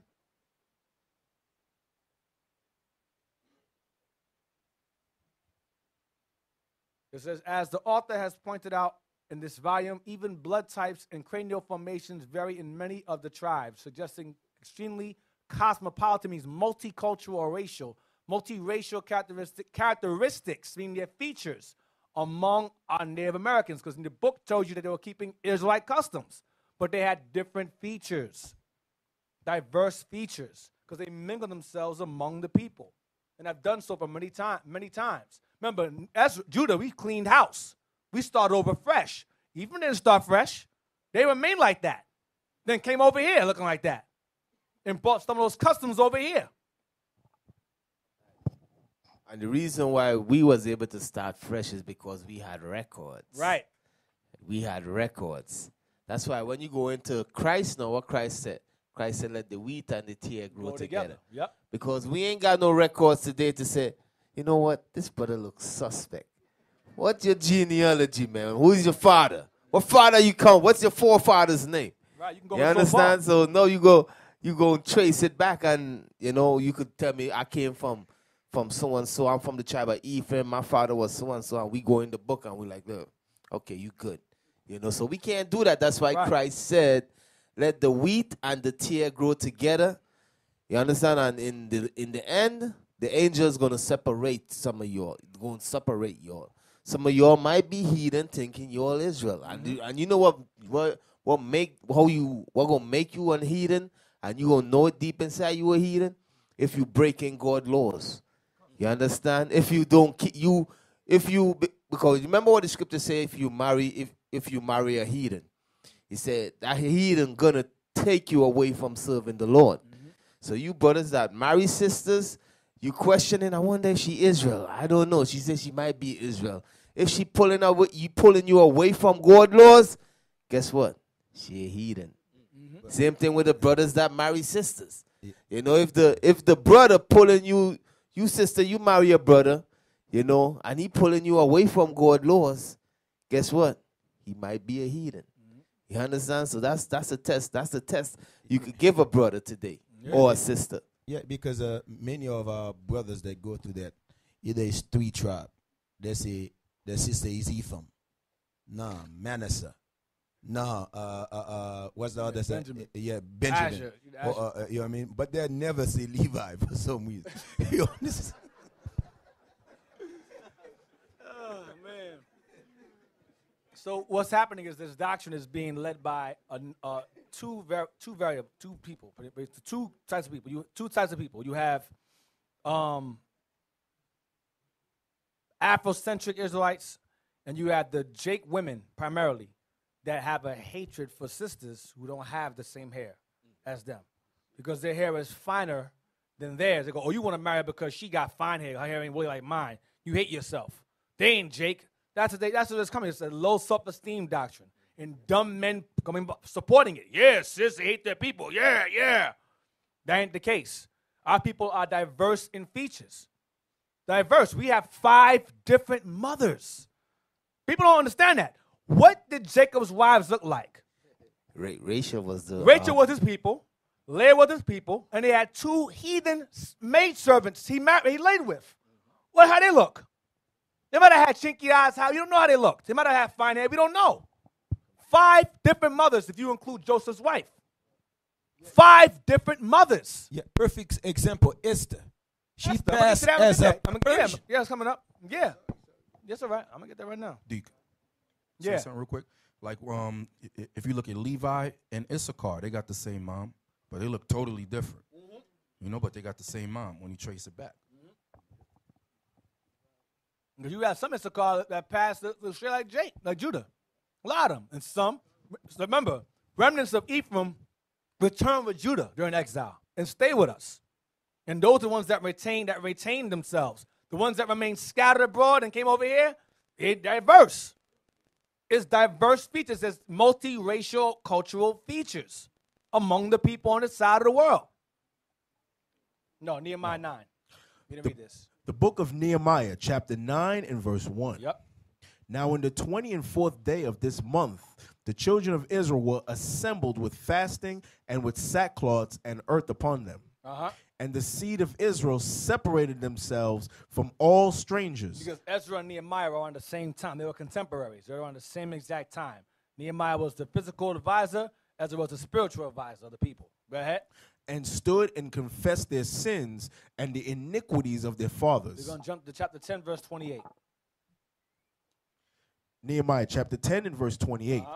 And the rest of the people, the priests, the Levites, the porters, the singers, the Nethinims, and all they that had separated themselves from the people of the lands unto the laws of God, their wives, their sons, and their daughters, everyone having knowledge and having understanding. They clave to their brethren. They stuck to their own. They gained nationalism, a sense of nationalism that was destroyed during the Assyrian and Babylonian captivity. They clave to their brethren. They stuck to their own kind. That's what it's saying. They clave to their brethren. Go ahead. They clave to their brethren, their nobles, and entered into a curse and into an oath to walk in God's law, which was given by Moses, the servant of God, and to observe and to do all the commandments of the Lord our God, and his judgments and his statutes. And that we would not give our daughters unto the people of the land, nor take their daughters for our sons. That's all I want. Go to 13, verse 3. Nehemiah chapter 13, verse 3. Now it came to pass when they had heard the law, that they separated themselves from Israel, all the mixed multitude. All the mixed multitude of different nations, diverse nations, whom northern kingdom mingled themselves with prior to. Go ahead. Verse 4. And before this, Eliashib the priest. Remember that guy in Ezra, Eliashib, the priest. Go ahead. And before this, Eliashib the priest, having the oversight of the chamber of the house of our God, was allied unto Tobiah. He was friends with an Ammonite who hated our guts. Eliashib was friends or an ally with Tobiah the Ammonite, who was friends with Sanballat the Horonite, who was trying to kill Nehemiah when they were building the wall. Keep that in mind. Eliashib was allied with Tobiah, right? Get verse 23. Verse 23. In those days also I saw Jews that had married wives of Ashdod, of Ammon, and of Moab. See that? Because remember, we did that during the time of Assyria and Babylon. Go ahead. And their children spake half in the speech of Ashdod, and could not speak in the Jews' language. Because their mothers were raising them. Go ahead. But according to the language of each people. Of their mothers. Go ahead. And I contended with them, and cursed them, and smote certain of them. He beat people up. Nehemiah was kicking people's behind. Go ahead. And plucked off their hair, and made them swear by God, saying, Ye shall not give your daughters to their sons, nor take their daughters unto your sons, or for yourselves. Go ahead. Did not Solomon, king of Israel, sin by these things? See what he's saying? Did not King Solomon sin for doing the very same thing? We read that earlier. Did not King Solomon do the same exact thing that you guys are guilty of doing right now? Go ahead. Yet among many nations was there no king like him. Yet he was a great king, but he messed up in that area. Go ahead. Who was beloved of his God, and made him king over all Israel. Watch this. Nevertheless, even him did outlandish women cause to sin. Outlandish women. Women who are outside of our land are called outlandish women. Caused him to sin. Go ahead. Shall we then hearken unto you to do all this great evil? to transgress against our God in marrying strange wives? Talking to the elders. Go ahead. And one of the sons of Jehoiada, the son of Eliashib, Remember Eliashib, who was allied to Tobiah. Go ahead. the high priest, was son-in-law to Sanballat the Horonite. He was a son-in-law to a Hamite. Watch this. Therefore I chased him from me. He chased him. He chased that dude because that dude was married to a heathen. He was supposed to cut her off. So Nehemiah was beating people up and chasing them out, chasing them around. Nehemiah did not play games with the people. All right? So now, let's get Esther 2 verse 5. The book of Esther, chapter 2 and verse 5. Esther was of the tribe of Benjamin, and Mordecai was her cousin, I believe. Esther 2 verse 5. The book of Esther, chapter 2 and verse 5.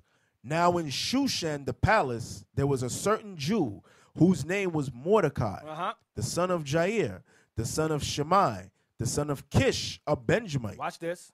Who had been carried away from Jerusalem with the captivity, which had been carried away with Jeconiah, king of Judah, whom Nebuchadnezzar, the king of Babylon, had carried away. Verse 7. And he brought up Hadassah, that is Esther, his uncle's daughter. His uncle's daughter. His cousin. His uncle's daughter. Go ahead. His cousin. Go ahead. For she had neither father nor mother. They were gone. Go ahead. And the maid was fair and beautiful. She was very beautiful. Go ahead. Whom Mordecai, then her father and when her father. Whom Mordecai, when her father. Whom Mordecai, when her father and mother were dead, took her for his own daughter. He raised her as his own. Jump down to verse 10. Verse 10. Esther had not showed her people nor her kindred, for Mordecai had charged her that she should not show it. So Esther had the kind of features that she was ambiguous in the face. You could not tell what she was. So she did not look like a Jew. She looked like something else. You understand what I'm saying? And both her parents is Jake, showing you that Israel had diverse features. Both her parents is Benjamites. So why she look so different? Because our people were diverse in features even then. I'm going to say it again. We had 5 different women as our mothers. 5 different women, 5. 2 heathens, 2 Jake. You understand? Rachel and Leah had handmaids. They were concubines. Those are not Hebrew women. You understand? Judith 10. Judith 10. This is a sister named Judith of the tribe of Simeon. During the same time, now we're going into Persian captivity now. We're going into Persian captivity. Nehemiah and Ezra were in Persian captivity. The book of Judith, chapter 10 and verse 18. Now, I'm sorry, we had the speed. At this point, Babylon was overthrown by the Persians, and Babylon tried to make a comeback, and they had Nebuchadnezzar had a general named Holofernes, who he used to basically try to overthrow and win the kingdom back from Persia.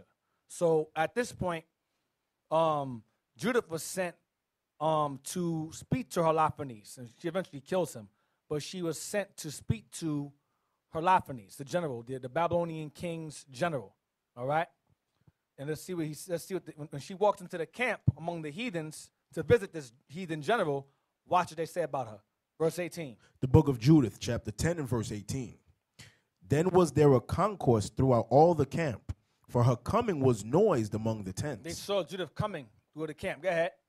And they came about her as she stood without the tent of Holofernes, till they told him of her. So she's standing outside basically outside of his house. People and all his men are looking at her like, wow, she's bad. Go ahead. And they wondered at her beauty. Damn, look how fine she is, yo. You see? All these heathens, yo, look at her, yo, oh my goodness. Go ahead. And admired the children of Israel. And they admired the children of Israel, the men. Go ahead. For one woman. Go ahead. And admired the children of Israel because of her. And every one said to his neighbor, who would despise this people that have among them such women? Surely it is not good that one man of them be left. Then they said we should kill them all and take all their women. So that admiration wasn't admiration, a good thing. It was envy. Damn, we have women that fine? We got to kill off all the men and take the women from them. They'll use them to destroy us. Go ahead. Who being let go might deceive the whole earth. They'll use them to destroy us. And we did. That's what she came to do. She came, eventually she cut his head off, Holofernes' head off. She was so bad, he got so drunk ever in his life, he got so drunk being with her that he passed out, took his sword and cut his head off and brought it back to camp. And that's how they backed down at that point. That's when Babylon pretty much fell down at that point. Let's go to American Indians again. I read this before, but I'm going to read it again. In the Maya context, Fray Diego de Landa, one of the early Spanish padres, fathers, priests, recorded a Yucatan tradition. Yucatan is Mexico. Tradition concerning their forefathers, which links them to the Middle East. Some of the old people of Yucatan say that they have heard from their ancestors that this land was occupied by a race of people who came from the east and whom God had delivered by opening 12 paths through the sea. If this were true, it necessarily follows that all the inhabitants of the Indies or the Americas are descendants of the Jews. Because it is true. It says all the inhabitants, because all of them came from the same direction. All of them came from under Africa to the South America, and they all migrated upwards and took their lots of land, one by one. The allotments of land. Some fighting over it. Now, let's get page 149. Read that, Ezekiel, the highlighter parts. The Aztecs? Yeah, the Aztecs is good. The Aztecs taught that their ancestral father and mother with their 15 children came to this land by the way of a boat. By what? By the way of a boat. By way of boat. Not land bridge. Boat. Next part. Andres de Tapia. Andres de Tapia said that Montezuma told Cortez how the people known as Indians had come from ships. No, from the land bridge. How the people known as Indians had come from ships. That they came from ships. Go down to the highlighter part there. For years, the Aztecs are what you call today Mexicans today. So-called Mexicans. They call themselves, even to now, they call themselves Aztecas or Aztecans or Azteca, Issachar. It's the same thing. It's a play on words. For years, the Aztecs, go ahead. Them big Olmec heads, that's their natural features. That's their natural features. Them big heads you see over there, that's how Issachar looked. Then they mixed around and so forth. Some look like that, some did not. Go ahead. For years, the Aztecs had, quote, been wandering from place to place. Because remember, they all arrived in South America and migrated upwards till they got to the north. Go ahead. Seeking a promised land, which their deity had offered them. They all wandered from place to place, seeking a promised land. Remember that book by Ronald Sanders, Lost Tribes and Promised Lands, plural. Go ahead. Other enduring traditions that indicate a Hebrew origin of some of the ancestors of the American Indian are as follows.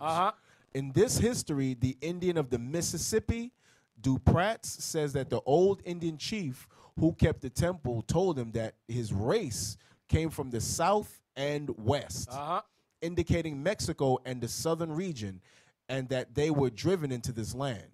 And at they the time, came from the south and west. Southwest. Go ahead. Southwest. Go ahead. indicating Mexico and the southern region, and that they were driven into this land. And at the time white people were filled the entire land with cities and villages. When pressed for an answer... No. I'm sorry, we're reading too fast. And that they were driven into this land, and at that time that white people filled, but they took over. They colonialized. It was colonized. At that time that white people filled, the entire land was filled with cities and villages, because we were not savages. We had cities, we had homes, we had a community. We weren't running around throwing spears everywhere. We were wise. Go ahead.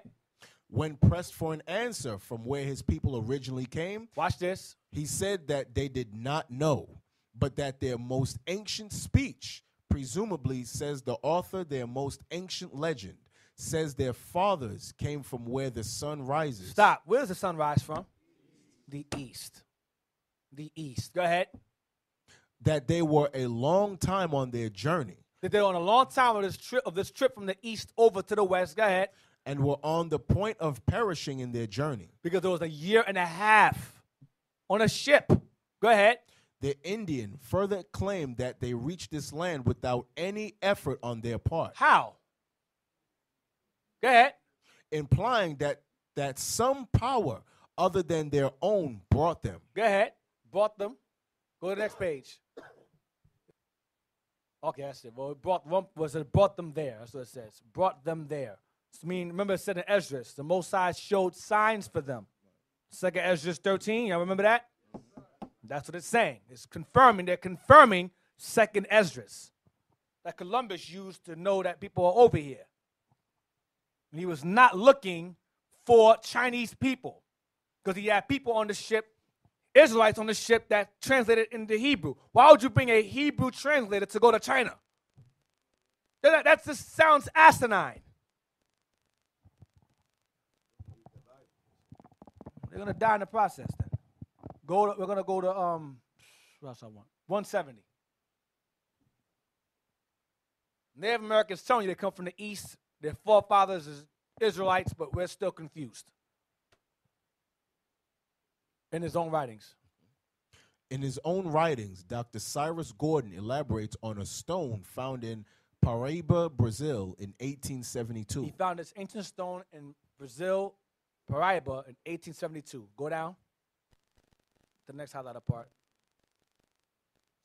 The text used northwest. Where's that? Right there. The text used Northwest Semitic inscriptions. So the text that he found in this stone was written in a Semitic inscription, not Hamitic. Keep this in mind, because Esau play games. Semitic. Are we Hamitic or are we Semitic? We are Shemitic or Semitic. Go ahead. The text used Northwest Semitic inscriptions unknown in 1872, but now fully accepted. Dr. Gordon's translation of the stone is as follows. We are Sidonian Canaanites from the city of the merchant king. That's what they said in the stone. Go ahead. We are cast up on this distant island, a land of mountains, and embarked from Ezion-Geber into the Red Sea. We voyaged with 10 ships. Well, hold on. Stop. Read it again. We are cast up what? We are Sidonian Canaanites from the city of the merchant king. Now remember, that's what he's saying. He's saying allegedly it says this. But if it's Semitic inscription, they can't be Sidonian Canaanites because it's Semitic inscription. These are Canaanites, these are Hamites. Go ahead. We are cast up on this distant land, Go ahead. On this distant island, a land of mountains. A land of mountains. Go ahead. And embarked from Ezion-Geber. Stop. Ezion-Geber is what you want to deal with. Ezion-Geber. Keep that word in mind. Go ahead. And embarked from Ezion-Geber into the Red Sea. Into the Red Sea. Go ahead. We voyaged with 10 ships. Stop. 10 ships. That sounds so familiar. Get Esdras real quick. 2nd Esdras 13. 10 ships. Why 10?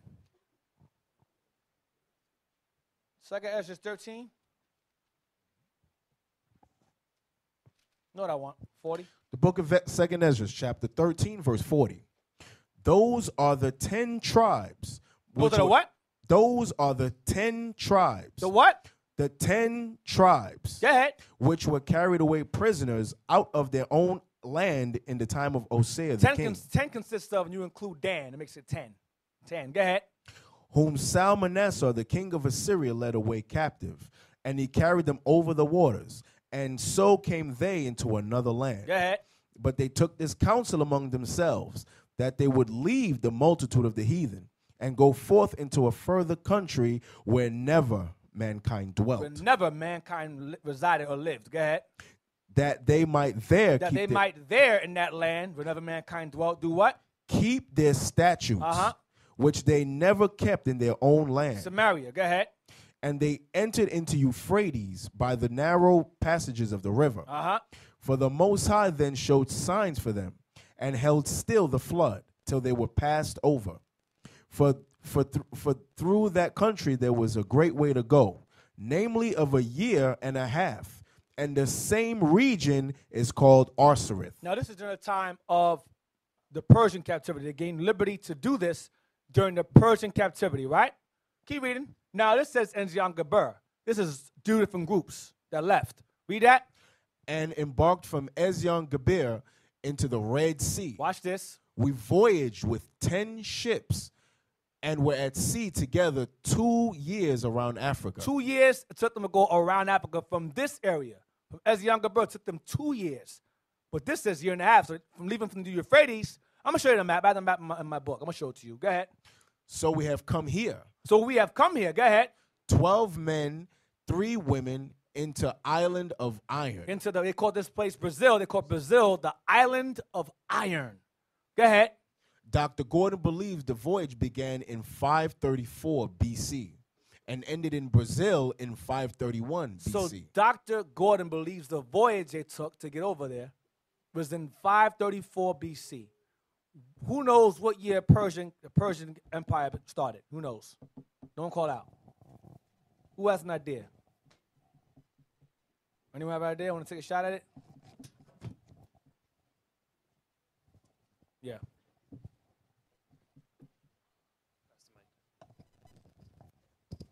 Shalom. Shalom. 538 BC. 539 or 538 BC, correct. 538 or 9 BC is when it started. This voyage took place when? 4 years later. So they had liberty to come here during that time. That's why it's dated 534, during the Persian captivity. They left from Ezyon-Geber. During this time, Israel had liberty to return to their land. Ezyon-Geber was the dock that King Solomon would send his ships to go back and forth and do trade with Hiram. Hiram and him sent their ships back and forth from that area, Ezyon-Geber. So heathens didn't leave from there because we took the land back by this time. You understand? This is 4 years into our liberty from Babylon. Heathens weren't there. That's why I find it very odd that they would call themselves Sidonian Canaanites. I find it very odd that he would translate it like that in this Semitic language. Interesting, Esau. Get the map real quick. I'm going to show you the map. I'm going to show you Ezyon-Geber in a few moments. Page 174 and 75. 174? Ah, yes, thank you. Blow it up. I'm going to show y'all. Go over to your right. We'll bring it over to the left. Zoom on that page. Yeah, zoom on that area right there. Where the green is at in the middle. I'll move it over. Bring it up real close so everybody can see. I want everybody to see it. Blow it up some more. The day the Negro being an idiot is done. It's finished. Right there's good. Right there's good. Now, you see Ezyon-Geber right there? Now look over to the right. What do you see? The Euphrates River. See it's conjacent. That's a word, right? Adjacent. I said conjacent, right? I'm sounding lava now. Adjacent. It's like lava. Adjacent to each other. You have Euphrates on that side. So Ephraim originally took the Euphrates. Why? Because they were in that area. During the return, some of them said, well, we're going to leave also. We're going to go through that way. Ezyon-Geber. So go down. I'm going to show you. See right there, Persian Gulf. You see, now bring it, matter of fact, bring it back. Push it back. Push it from a distance so you can see. More. Push it back some more. More. Right there. See, they did. See, that's the Horn of Africa right there. The Horn of Africa on the bottom. See it? The Horn of Africa. They went, it says gold, gems, perfumes. That's the some of them was doing trade. They would bring their ships in there. So that was our route. We knew that route already. So we went into the Gulf of Aden. There's still the Persian Gulf. It's the same area. Persian Gulf or Indian Ocean. They went around, it was longer. They went through the Persian Gulf, they avoid the Horn. If they go through Ezyon-Geber, they got to go around the Horn. That's longer. You understand? 1.5 years on one side, 2 years on the other side. You understand? Because the waters over here are very turbulent on this side. Indian Ocean is very turbulent. The Most High held still the flood so they can go through, like in Esdras. So they went through Ezyon-Geber, going down there to go around the Horn of Africa. Whereas you go to the Persian Gulf, you kind of avoid it. You go that way, you go down that way, it's faster. You understand? So now, read on, Esdras. Verse 46. No, read it already? Read verse 43 again to 45. The book of 2nd Ezra, chapter 13, verse 43. And they entered into Euphrates It's up there above the Persian Gulf, Euphrates. Go ahead. by the narrow passages of the river. Now it's a narrow passage. You saw the narrow passage up there, and you go up, bring it up. Bring it up some. Euphrates. See it right there in blue? It's a narrow passage, very narrow, of the river. Go ahead. For the Most High showed signs for them. Remember, he said in the book, he said that that a power led us to come over here. That's the same thing being said right here. Go ahead.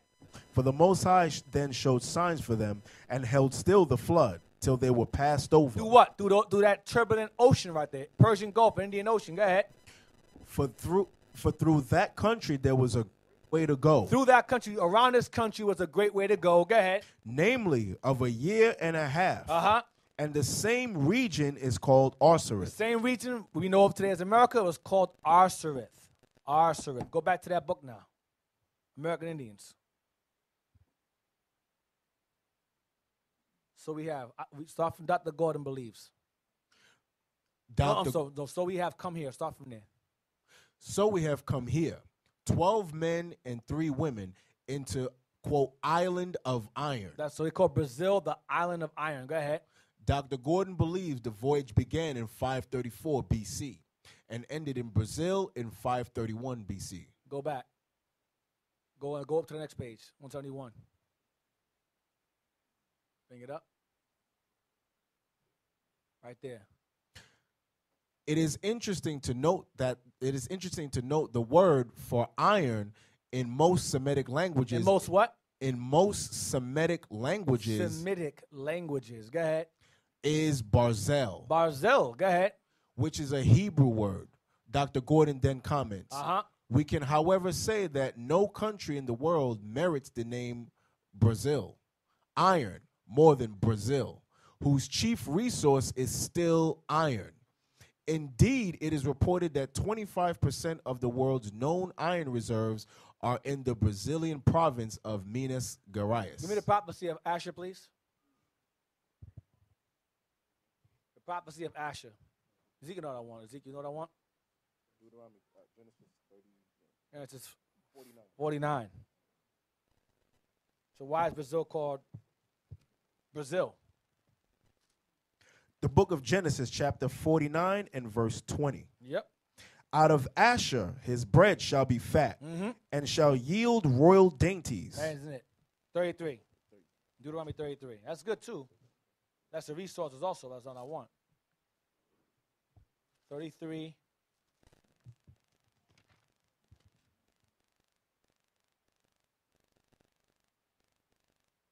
The book of Deuteronomy, chapter 33 and 24. verse 24. And of Asher he said, let Asher be blessed with children. Let him be acceptable to his brethren. And let him dip his foot in oil. Because Brazil is rich in oil. Watch this though. Verse 25. Thy shoes shall be iron and brass. What you walk on shall be of iron and brass. That is Brazil. That's what they were going to be in the last days. Go ahead. They're known for good wood too. They're known because our companies to buy wood from Brazil. And they would, right. Yeah. And iron and brass. Go ahead. And as thy days, so shall thy strength be. So their feet would be, their shoes would be iron and brass. They said, wow, Brazil. They did Brazil. Barazal, whatever. So now, let's go to, that's Asher. Can't knock it. Knock if you want to, be mad, whatever. We can care less. Believe it or not. Let's go to the, what next? First Maccabees 1. The book of First Maccabees, chapter 1 and verse 1. And it happened after that Alexander, son of Philip, the Macedonian, who came out of the land of Chittim, had smitten Darius, the king of the Persians and Medes, that he reigned in his stead the first over Greece. The first king over Greece, that Daniel prophesied of in Daniel 8, verse 20 and 21. Go ahead. And made many wars. Against the dark nations. Go ahead. And won many strongholds, and slew the kings of the earth. And went through to the ends of the earth, and took spoils of many nations, insomuch that the earth was quiet before him. Whereupon he was exalted, and his heart was lifted up. Go ahead. And he gathered a mighty strong host, and ruled over countries and nations and kings, who became tributaries unto him. And after these things he fell sick, and perceived that he should die.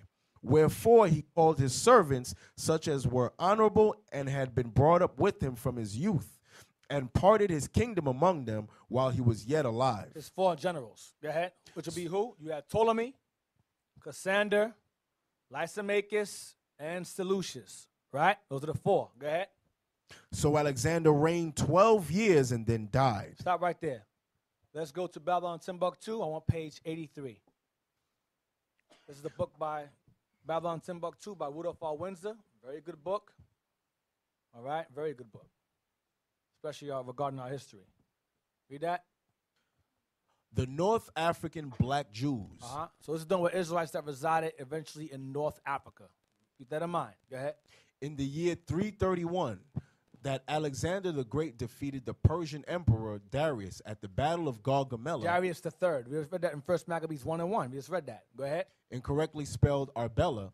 A new master emerged on the world stage and transformed the history and culture of 3 continents. However, Alexander died in the prime of his life at the age of 32 because of debauchery and intoxication. Homosexuality and drunkenness. 32, because he was 20 years old. He died 12 years later, like Maccabees said, 12 years. He was 20 years old when he conquered.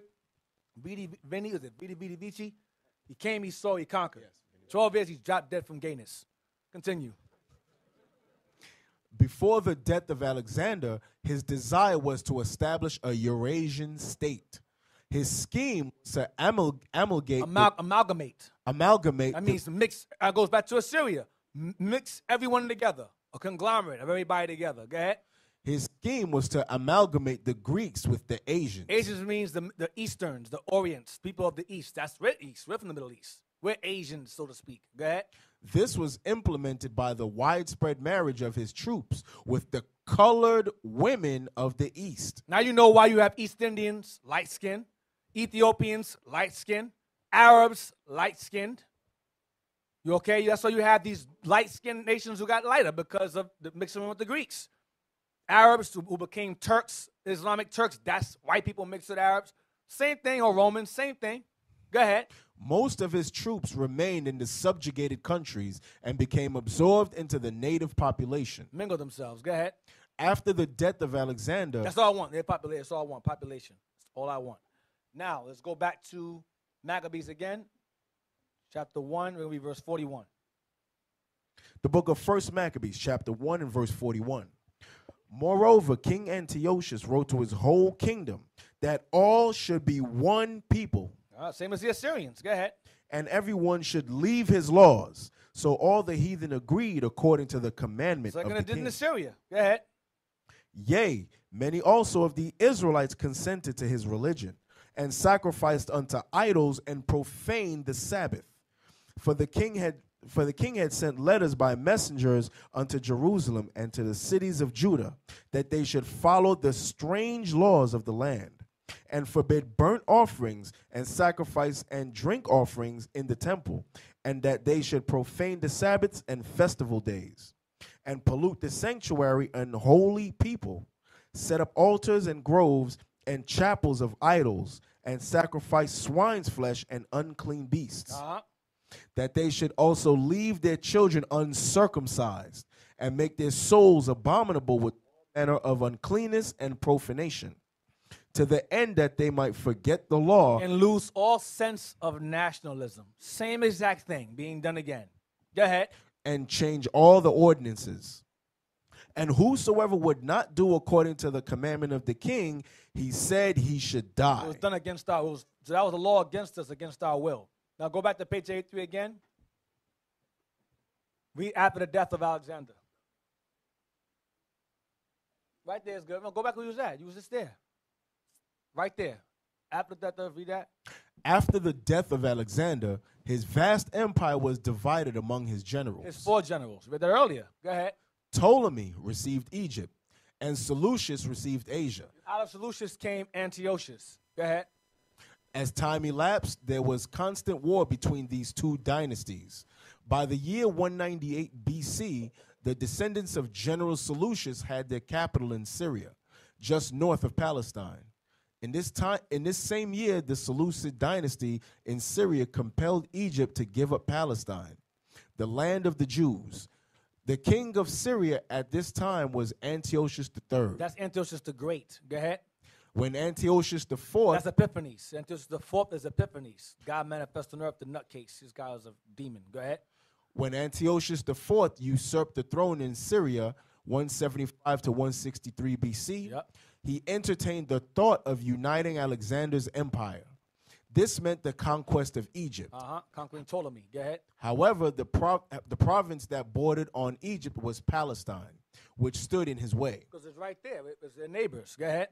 At this time, the Jews would not accept Greek culture. Nevertheless, Antiochus was determined to Hellenize the Jews. He was determined to assimilate us into Greek philosophy and culture. Go ahead. The army of Antiochus marched into Palestine to support Menelaus, the leader of the pro-Syrian party. As a result, many Jews were killed. Others escaped to the hills and to Egypt. Only those Jews that supported Antiochus' policies remained in Jerusalem. Those who got converted, who got assimilated into society, they stayed in Jerusalem. Go ahead. An edict was promulgated interdicting the observance of the holidays, the Sabbath and circumcision. A statue of Jupiter was erected in the holy... Somebody say temple. Go to the next page. Go over. Go ahead. The temple above the altar. Right. To this statue... They set Jupiter up in the holy temple above the altar. Go ahead. To this statue, the people brought the sacrifices of pig meat. See what Esau made us do? Offer sacrifices, and you eat sacrifices. So you have to eat and offer up pig meat, swine, which we now eat willfully. Go ahead. The animal which is an abomination to the Jews. That's all I want. Let's go to 2 Maccabees 4, verse 7.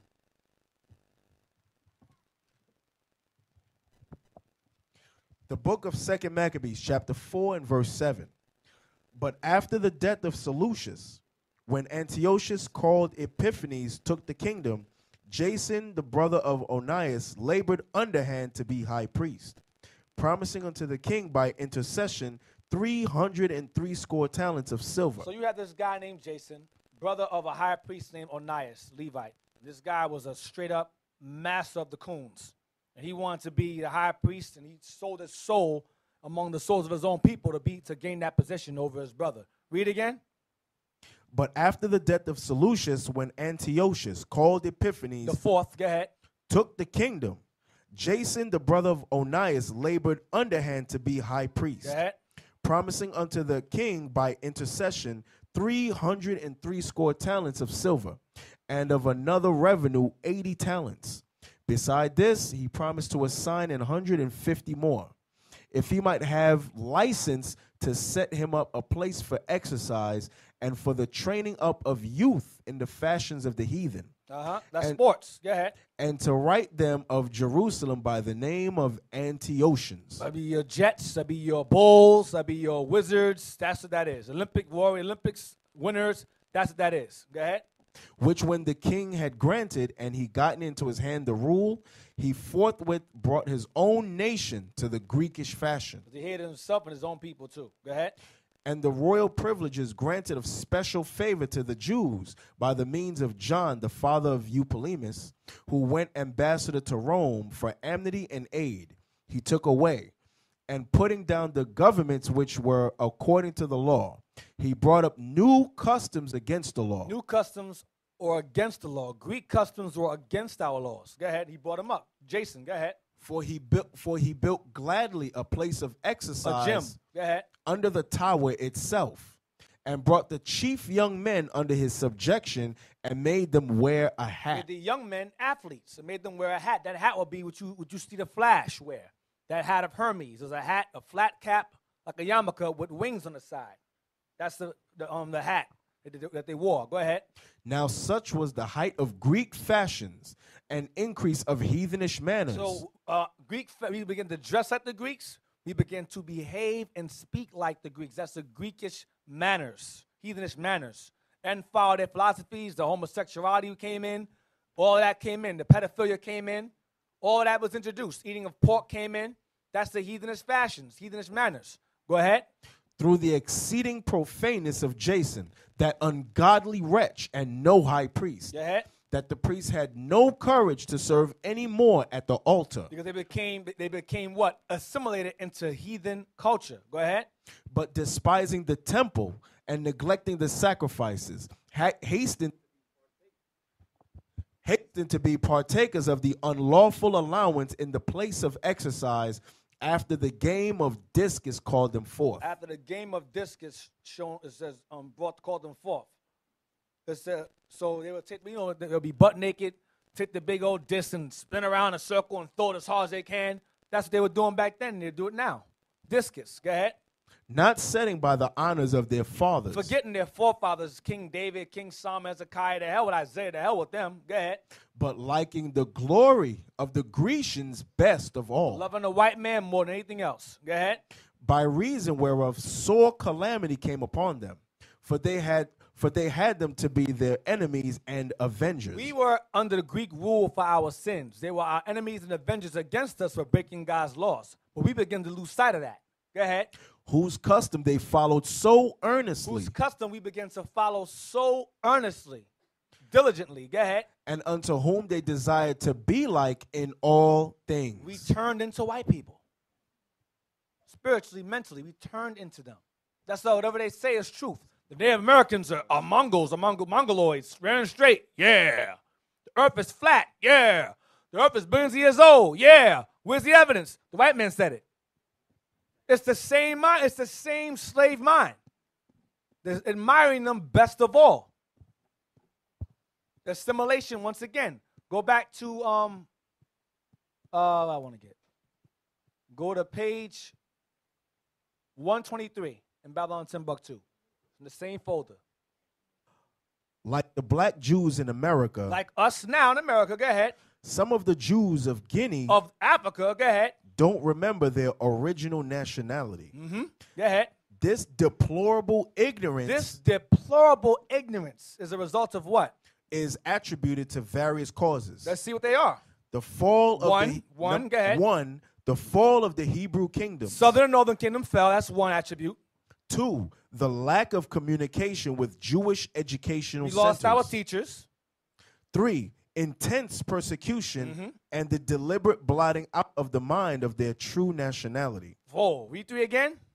Three, intense persecution and the deliberate blotting out of the mind of their true nationality. And the deliberate blotting out of the mind, their true nationality. I mean, they hide our identity from us.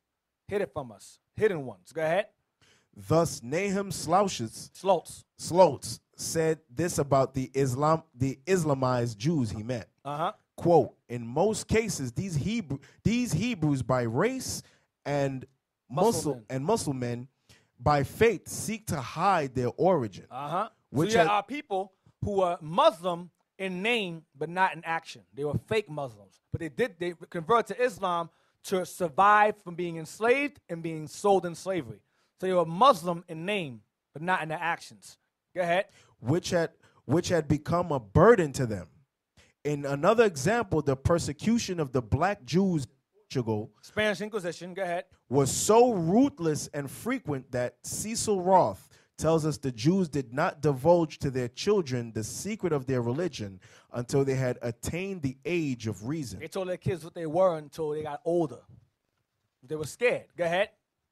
The Hebrew religion is such that if you deny your religion, our religion or our Bible, our laws, our commandments, if we deny them, go ahead, you will eventually deny your nationality. They go hand in hand. Our Bible is our nationality. If you remove that from us, we lose sight of who we are. That's what the Assyrians did. That's what Babylon did. That's what the Greeks did. Go ahead. The sociologists and the psychologists know, and history has proven that if you deny your culture and nationality over a long period of time, you will totally forget it through a process of assimilation. See that? That's what happened to Northern Kingdom. That's what happened to Southern Kingdom until present. That's why we're divided even to this day. We're divided. Now, what I want page 84.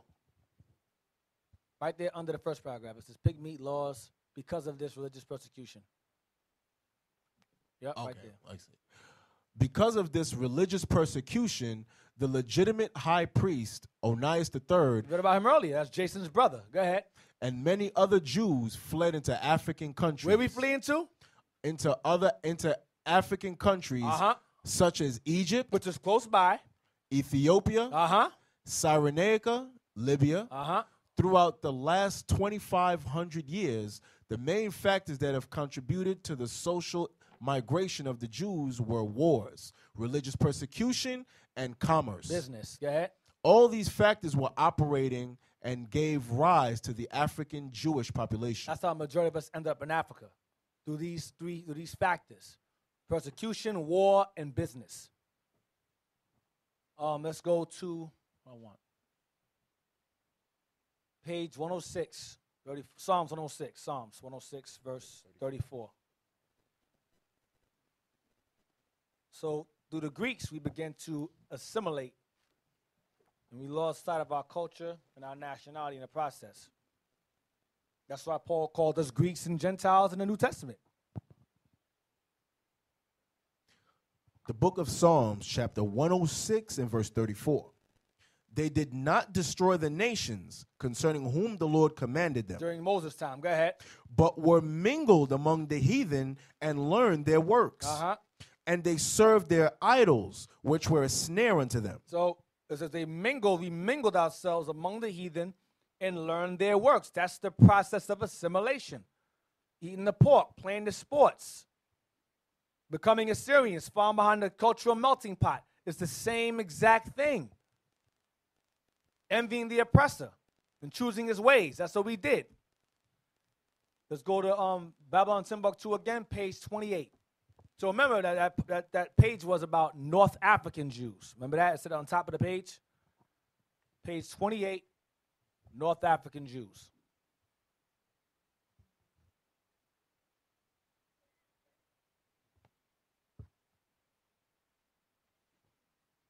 That's why it's a possibility why we called ourselves Sidonian Canaanites in that passage, in that inscription, because Israel was simple as hell.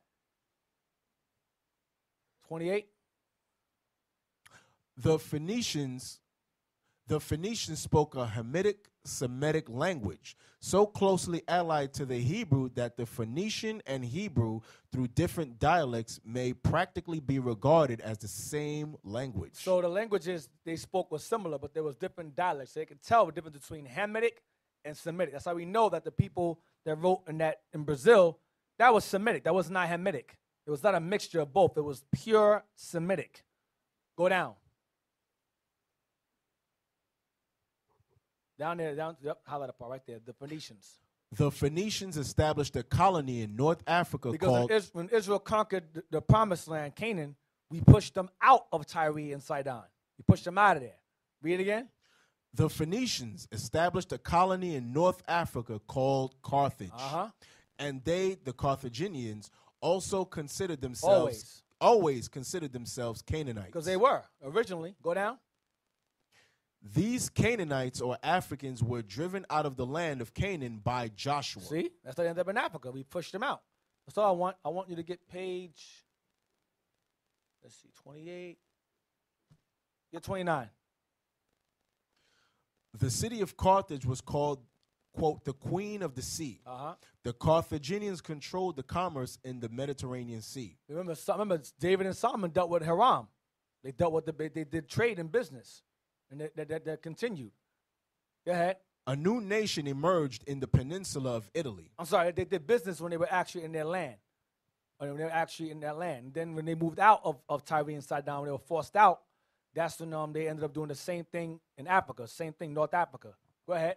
A new nation emerged in the peninsula of Italy, Rome, which challenged the commercial interest and supremacy of Carthage in the Mediterranean. This state of hostility led to the 3 long wars called the Punic Wars.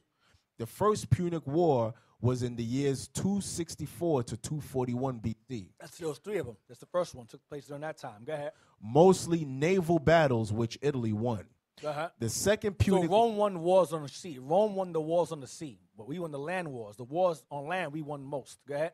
The Second Punic War was fought in the years 218 to 201 BC. 17 years. Go ahead. A black general by the name of Hannibal was the extraordinary figure who did what was considered the impossible by crossing the Alps with elephants. Uh-huh.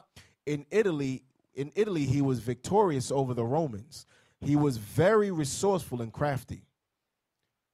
When he got into a Go up. Next page. What page is this? Go down. Let's see. We go down. Should be more. Is there more than that? What page is this? Page. Go to page 107 then. I got the rest of it. I'm not sure if I want that though. Let me see. Let me go back. Yeah, 107 is good. 107 is fine. It goes into more about that anyway. 107, I want the highlighted parts. All the highlights. Go over to the right. Yeah, it's going to say the same thing again. That's why I skipped it. The Phoenicians. The Phoenicians established their metropolis, Carthage, in the 9th century BC. Uh-huh. During the wars of the Maccabees, Here we go. thousands of Hebrews became slaves and exiles.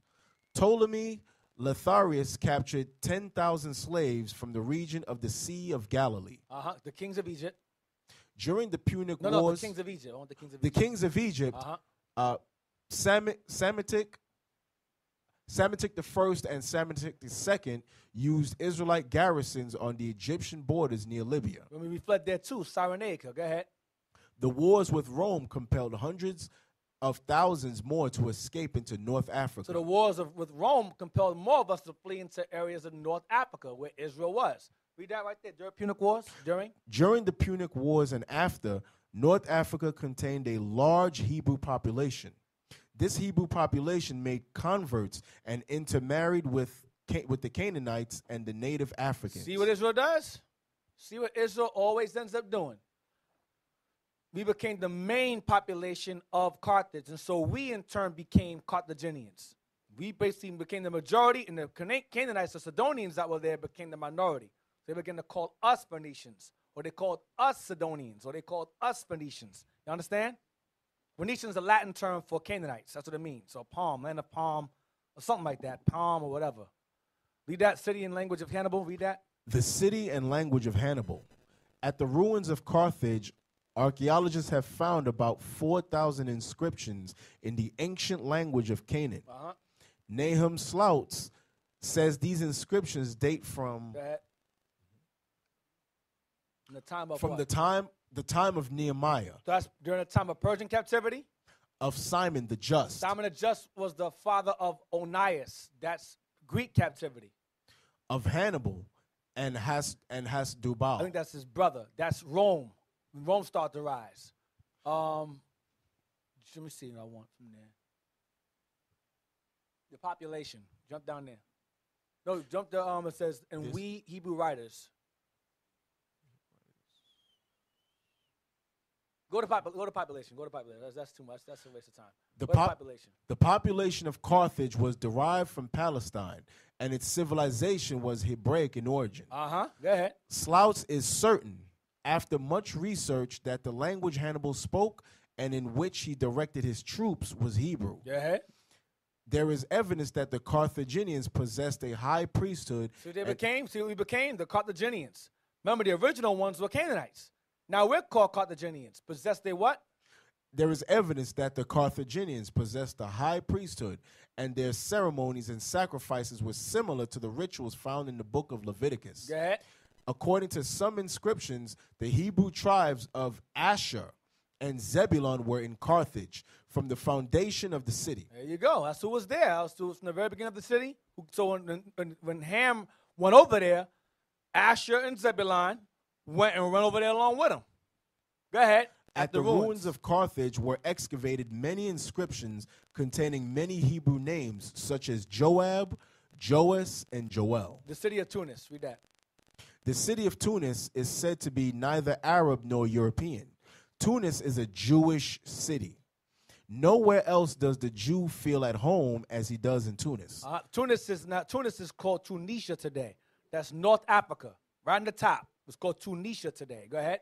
Slouch says so beautifully, and indeed, Tunis, the inheritor of Hebrew Carthage, is the eternal city of the Jews. That's all I want. So that's what Israel always ran to when there was persecution. They would run right to Tunis. We always ran there. And over time, when the Arabs came, we began to be pushed out. We began to migrate further south into the western regions to hide, which didn't help. Page 109, at this time. Go there. Go over. 109. It says say at this time. At this time in the land of Spain. We're going to stop at Tariq. Go ahead. At this time in the land of Spain, the black Jews were persecuted, and many had fled to Morocco for refuge. As a result of this persecution, the Jews of Morocco and the Moors planned to invade Spain with the assistance of Spanish Jews. Early in the 8th century, the Mohammedans from Morocco united with the black Jews. The Israelite Muslims from Morocco and the Jews who were in Judaism joined together. Go ahead. Try to. Go ahead. The first one to set foot on the soil of Spain was General Tarif. The first one to set foot on the soil of Spain when they finally got into Spain was General Tarif. Go ahead. A Jew of the tribe of Simeon. He was Simeon. Go ahead. After whom the island of Tarifa, it's still named that today, opposite Tangiers, was named. Now Tarif was the general under a man named Tariq. Tariq ibn Zayad. He was under him. Those two conquered together. I'm not sure what Tariq was, but he was the main leader. Tariq was under him. But they both named these areas after themselves. We don't. However, the Rock of Gibraltar. Read that part. However, the Rock of Gibraltar, previously known as the Pillars of Hercules, received its new name from the great Moorish conqueror Gebel al-Tariq. That's the leader. Go ahead. Which means the mountain of Tariq. Right. So Tariq was the main leader, and Tarif, Simeonite, was under him as a general. So you understand these two. So he might have been Israel. Most likely he was Israel also. Because mostly Israelite Moors came together, whether Islamic, Judaic, or Christian, all came together to overthrow Edom in Spain. This was in 711 AD. And we ruled over it for 700 years.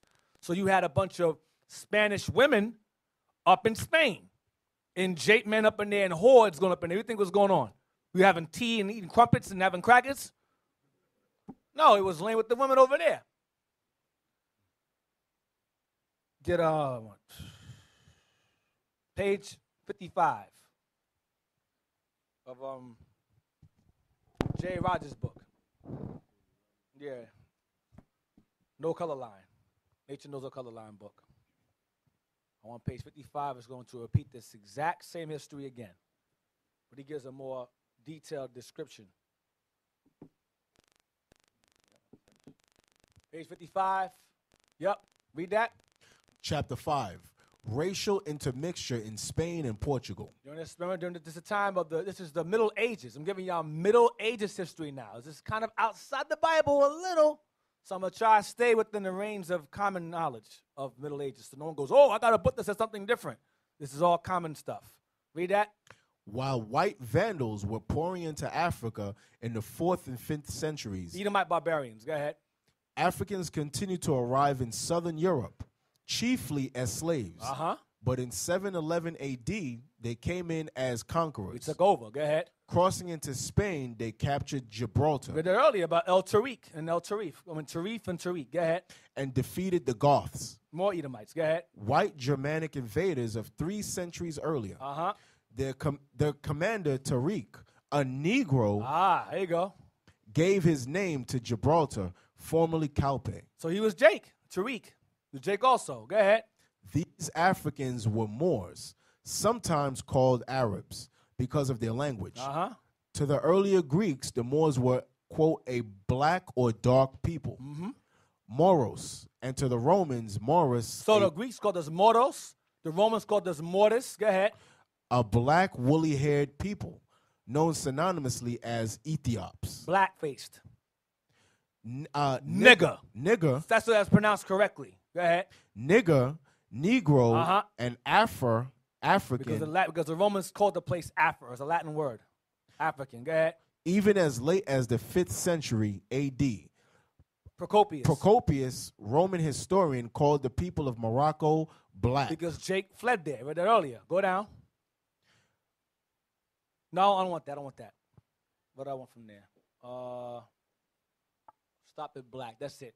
Let's go to Babylon again, page 109. Go back to that book again. Babylon Timbuktu, 109 once again. Go down to the bottom of the paragraph. Go down to the bottom. Right there. Here is vivid account. Right there. Stop right there. Here is a vivid account of the conquering Moors. We're going to stop at when it says, read the whole thing. Here is a vivid account of the conquering Moors described by a writer who sympathized with Christian Spain. The reins of their horses were as fire. Their faces black as pitch. Their eyes shone like burning candles. Doesn't that sound familiar?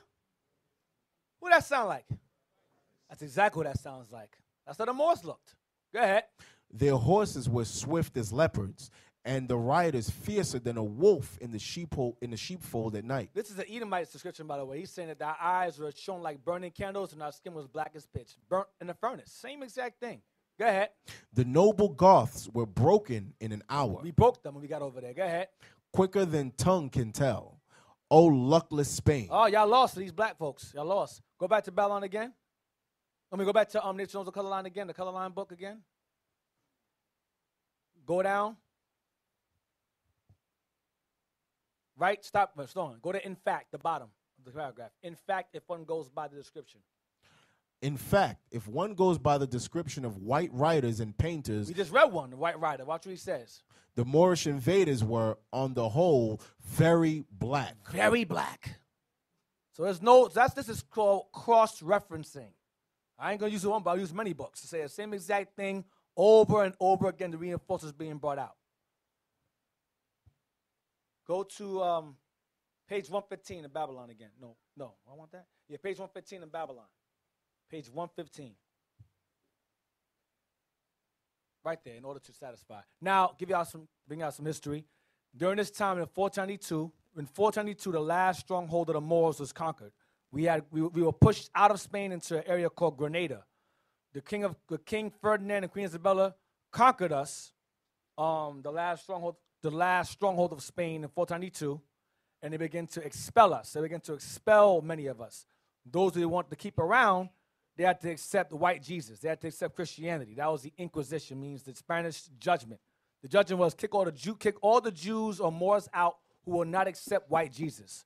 So many of us who chose to flee from that Inquisition in Spain, we tried to flee into Portugal instead because it was right there.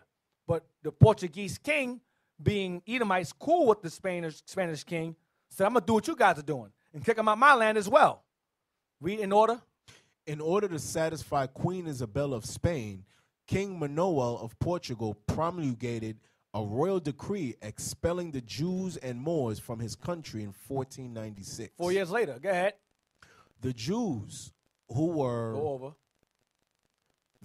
were expelled from Spain and Portugal were scattered throughout the Mediterranean coast. Go ahead. It is estimated that over 100,000 Jews departed from Spain and Portugal during the persecutions and the expulsion.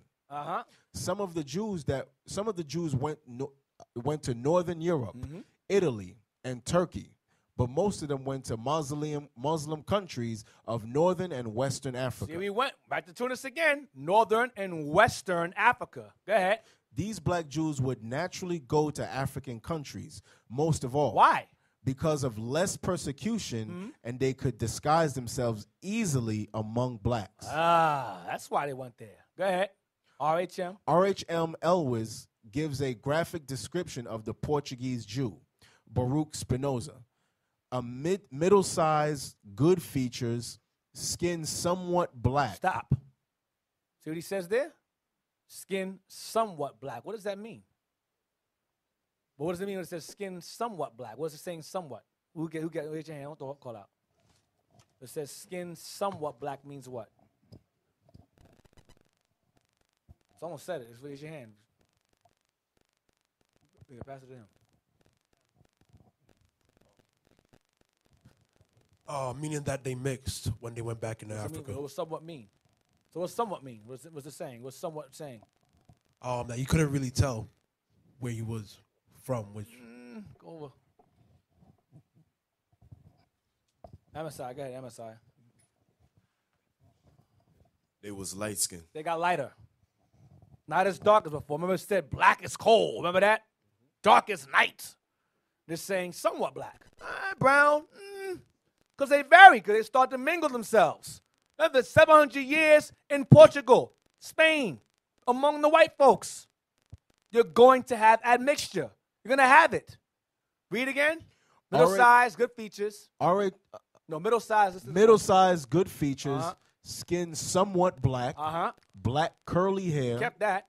Long eyebrows of the same color, so that one might know by his looks that he was a descendant from Portuguese Jews. Go ahead, keep going. When the Jews were expelled from Spain, about 100,000 entered Portugal.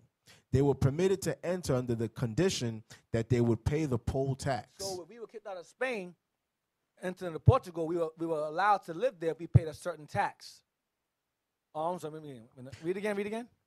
When the Jews were expelled from Spain, about 100,000 entered Portugal. Many of us, we fled into Portugal instead. Go ahead. They were permitted to enter under the condition that they would pay the poll tax. So they were allowed to enter into Portugal if they paid a certain tax. Go ahead. With the understanding that they would leave the country within 8 months. So they can stay, but they had to stay within 8 months and then leave from there. They had an 8-month limit to stay in Portugal. Go ahead. Also, at this time, the king obligated himself to take the Jews wherever they desired at the termination of the 8 months. That was the deal. Okay, you guys can go. If you want to go after 8 months, I'll send you. If you pay your poll tax, I'll send you wherever you want to go. By ship. Go ahead.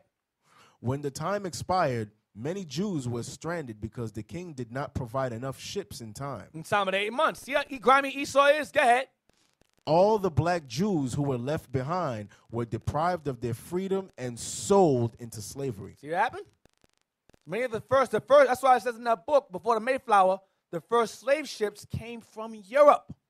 Not Africa, Europe. And the money that funded this slavery, the slave money here, went into Columbus's voyage to conquer us on this side of the world. They tie together. Yeah, get it like that. Do it y'all side, man. I ain't got much time.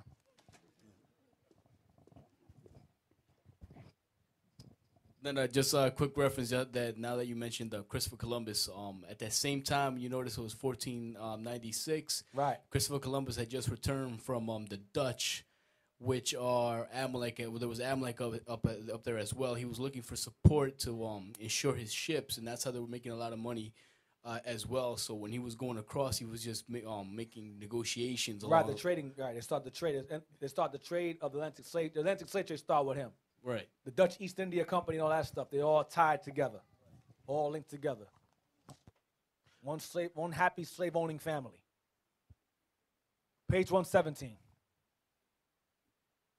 Right there. I want where it says Leo Africanus, to the very bottom, It's highlighted already. Right there. Watch this. Remember it says somewhat black. I'm going to prove it. Right there. Leo Africanus, a Moorish converted Jew, states that the Jews of North Africa are a hybrid quality. Are of a hybrid quality. I mean, they've different features. Go ahead. They have proselytized and intermarried among the Greeks. They what? They have proselytized and intermarried among the Greeks. They mix among the Greeks. Vandals. Barbarian Edomites. Romans. Spaniards. And Portuguese. I thought they became somewhat black. These are all Edomites here. All 1, 2, 3, 4, 5. Go ahead. Speckled, go to Jeremiah 12 and 9. Jeremiah 12 and 9. Deacon Malachi spoiled it earlier, but I'm going to read it now. And give y'all some examples, quick examples. The book of Jeremiah, chapter 12 and verse 9. Mine heritage is unto me as a speckled bird. The birds round about are against her. Come ye, assemble all the beasts of the field. Come to devour. My heritage is unto me as a speckled bird. Give me images of speckled bird, please. Just Google speckled bird. Type in speckled bird in Google. Let's see what we get. My heritage, my people is unto me as a speckled bird. Well, I don't know if the Most High called us a speckled bird.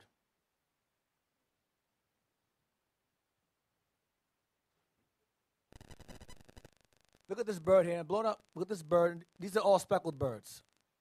You got one that has brown skin, specks of white on him. You got one right there. He's brown with specks of green.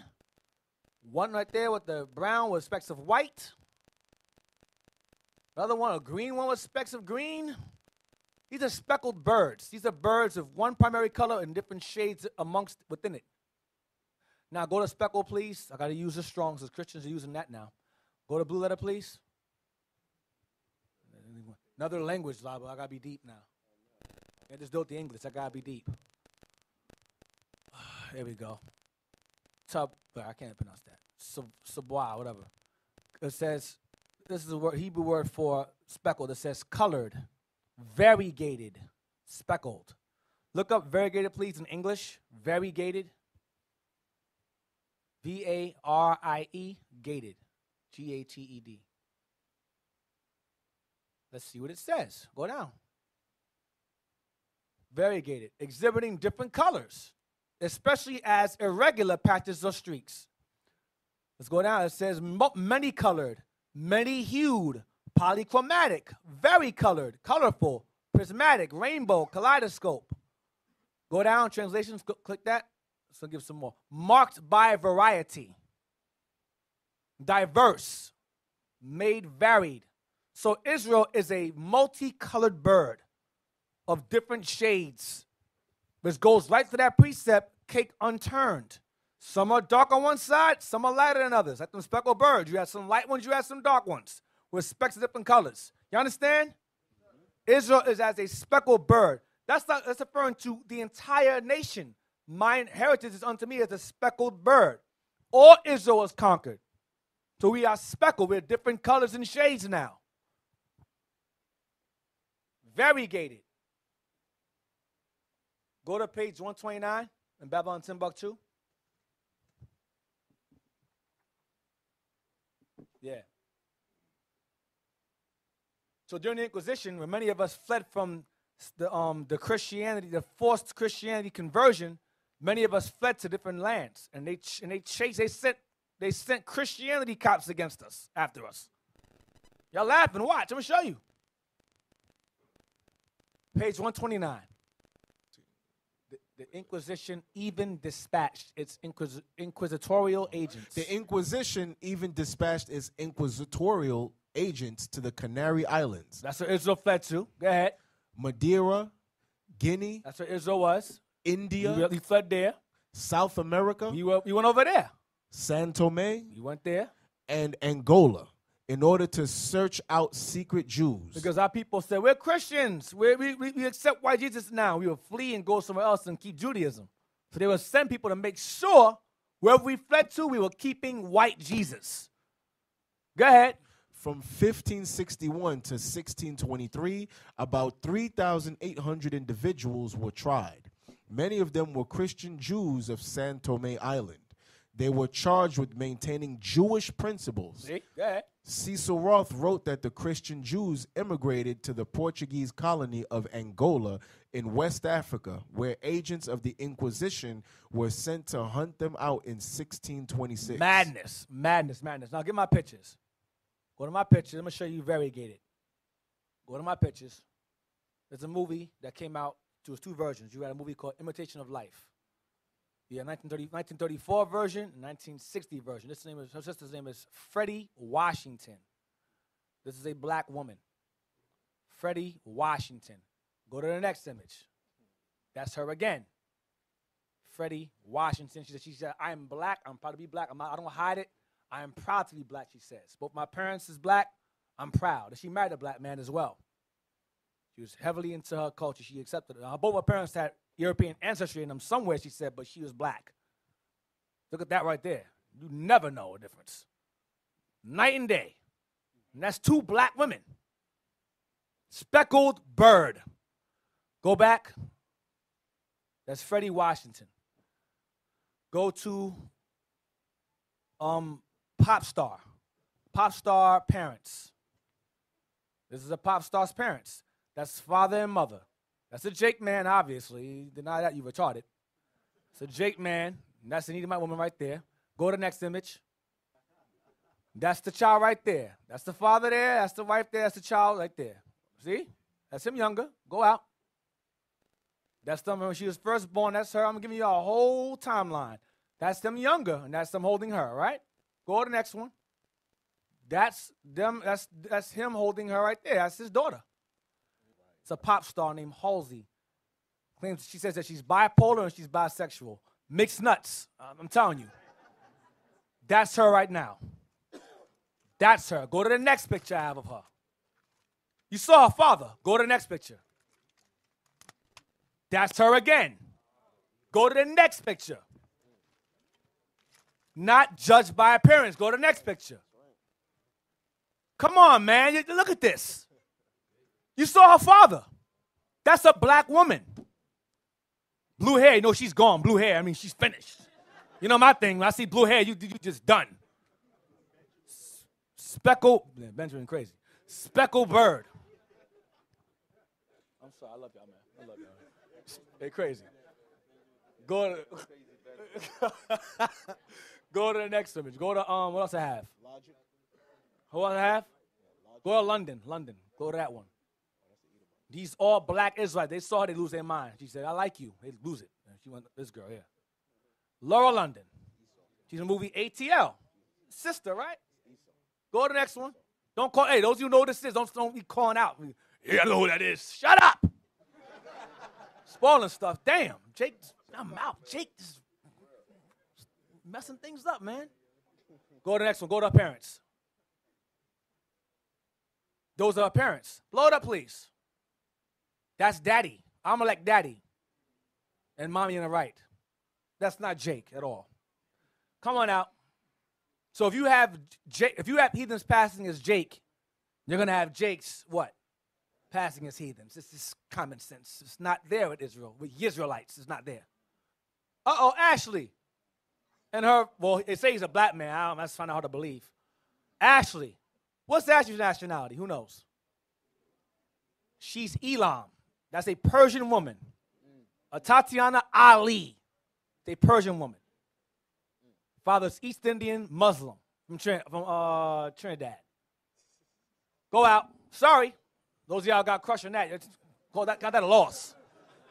Go to sister. Brothers is like, go to sister. Remember that show, Sister, the twins? Yeah, remember them? And they got brother, smart guy, their brother. Go to the parents. Look at their face. Remember the face. See their smile? Remember their smile? Go to the father now. There goes daddy. Dear old dad. Same face. Right. Dark skin. Dear old, look at the face. That's the same face. That's right. Same everything. Y'all play games. Y'all play games. Meaning that they have a ticket to this kingdom, the next kingdom to come. Yeah, that's right. Sorry, sister. You got to go there. And they married Esau, so they good to go. They married Edomite men, they good to go. And married their own kind. Excellent. One of them married, one married Jake. One married Jake. She did. So their children have a chance, but mommy is, she done. Single file to the slave line. Go over, single file, slave line. X that out, go to, what else I have? Strahan, go to Michael Strahan. You know, he's cool. He's like the coon king. Look at his daughter. Look at his daughter. Daughters. Yo, you cannot now go to the next picture. That's his son in the back. Look at his daughters, though. Never mind him. Look at his daughters. Go to the next picture. Wow. You would never think those are his kids. Those are black women. Yeah, he's boy almost out of there. Look at the tight jean. Look at that dude out of there. X out. I'm running on time. X out. What else I got? What else I got over there? Oh, go to the boy, the college boy. Go to college boy. Yeah. Go to college boy. College boy. See the college boy? Don't call out. See a college boy right there? Look like Jan, right?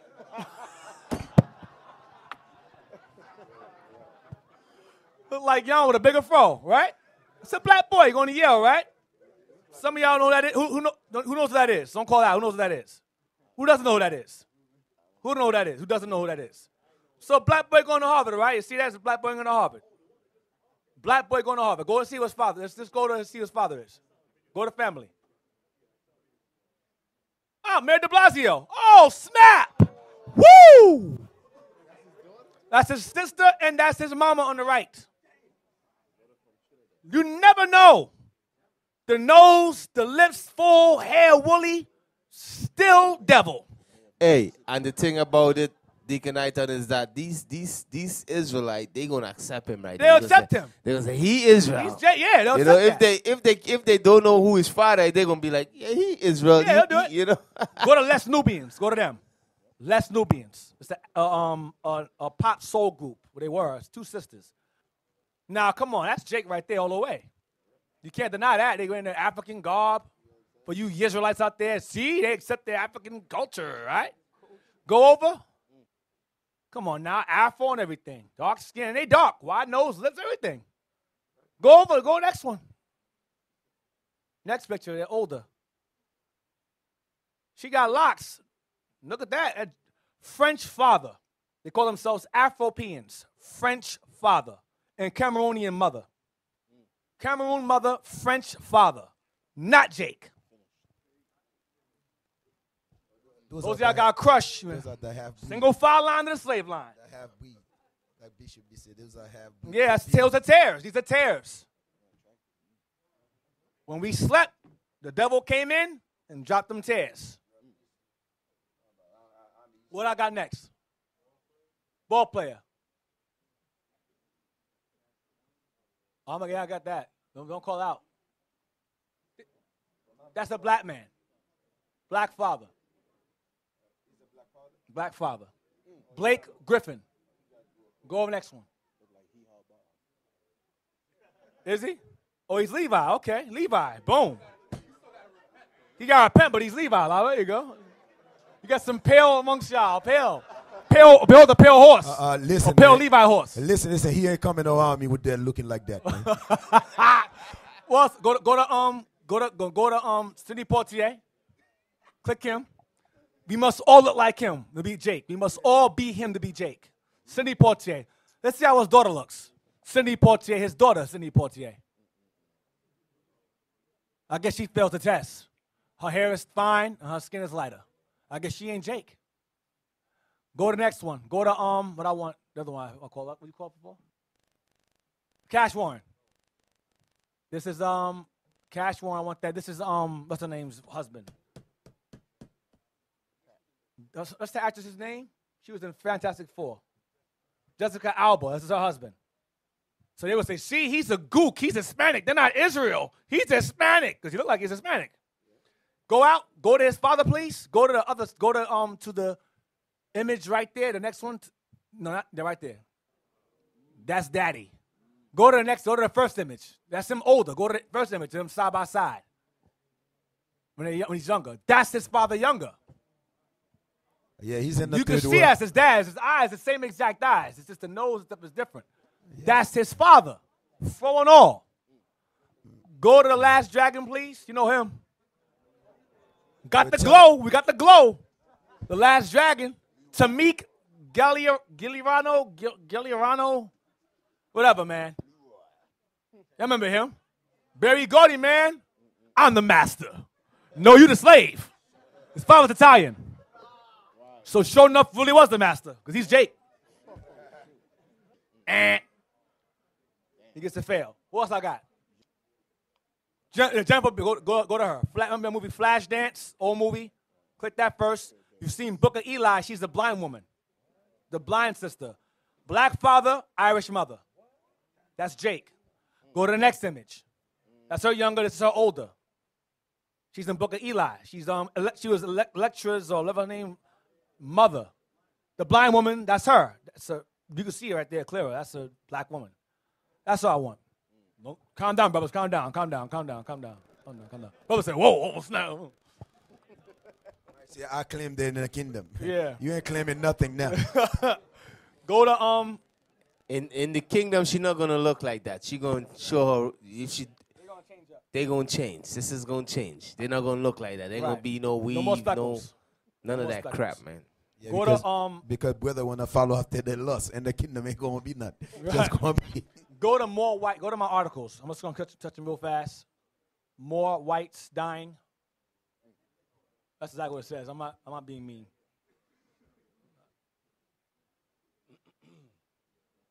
Yep, that's what I want.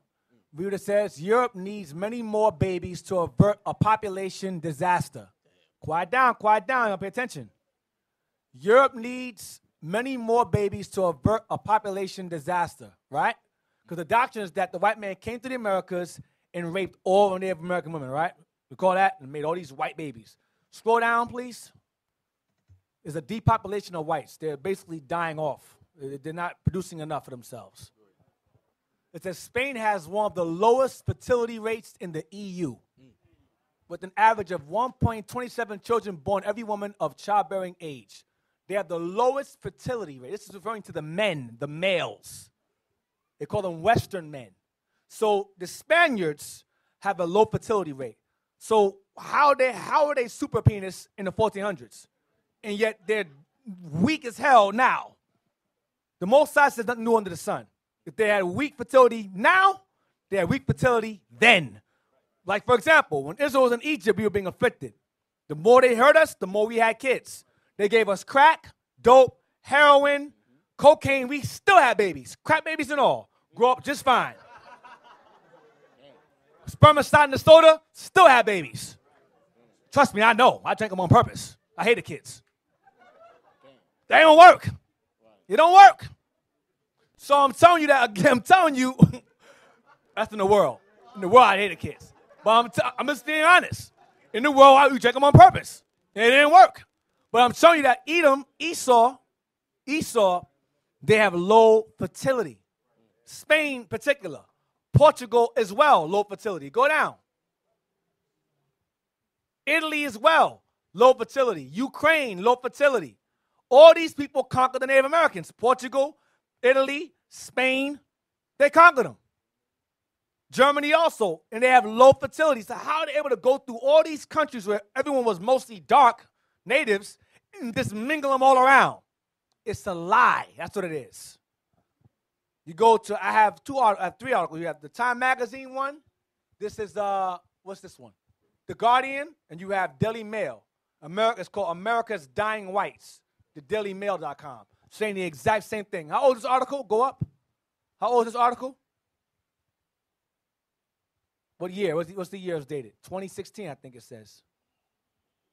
Right there. 2015. This one's 2016, one's 2017. So it's recent. Go to Blanqueamiento, Wikipedia.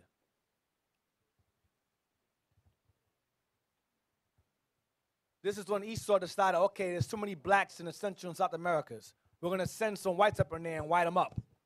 Fail. Read that. Blanqueamiento or whitening is a social, political, and economic practice used in many post-colonial countries to, quote, improve the race towards a supposed ideal of whiteness. The term blanqueamiento is rooted in Latin America and is used more or less synonymous with racial whitening. Go down to go down to the next thing. Go down. That definition, I don't want that. Go down. Nope, that's Mustard, that's a mixture. National policy right there. Brazil, Brazil. Now, the largest bulk of slaves are brought to where? Brazil, right? Watch what it says here. Brazil.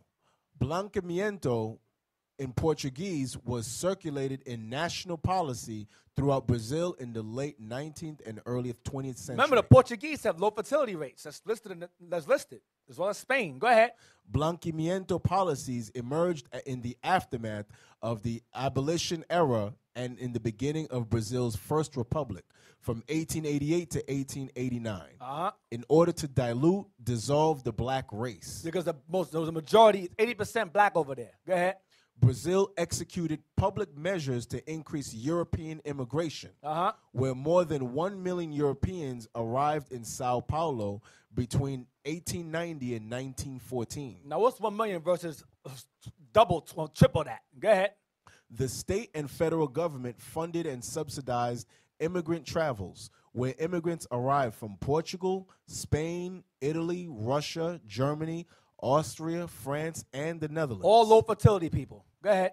Claims that white blood would eventually eliminate black blood were found in accounts of immigration statistics. Watch this. Created in the late 19th century, Brazil's Directoria Geral de... Yeah, their census. Go ahead.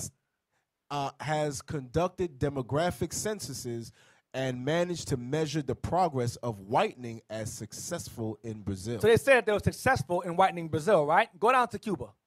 Now, there's more blacks in Brazil than there is in Cuba. I'll tell you that right now. Way more. Way, way more. Watch this. Cuba. At the beginning of the 20th century, the Cuban government created immigration laws that invested more than $1 million into recruiting Europeans into Cuba in order to whiten the state. High participation of blacks in independence movements threatened white elitist power, and when the 1899 census showed that more than 1/3 of Cuba's population was colored. More than a third. Go ahead. White migration started to gain support. Political blanqueamiento began in 1902 after the U.S. occupation, where migration of, quote, undesirables, blacks, became prohibited in Cuba. They didn't want us going in no more. Go ahead. Immigration policies supported the migration of entire families. Between 1902 and 1907, nearly 128,000 Spaniards entered Cuba, and officially in 1906. This is like 100 years ago. It's not long ago. Go ahead. Cuba created its migration law that funded immigration law that funded white migrants. Go ahead. That funded white migrants. However, many European immigrants did not stay in Cuba and came solely for the sugar harvest, returning to their homes during the off seasons. Although some 780,000 Spaniards migrated between 1902 and 1931, only 250,000 stayed. By the 1920s, blanqueamiento through national policy had effectively failed. Now, there was less blacks in Cuba, and that failed, but there's more in blacks in Brazil, and that's successful? No. That answer is that's a lie once again. And remember, they brought these Edomites brought their daughters, you know. They didn't come as men.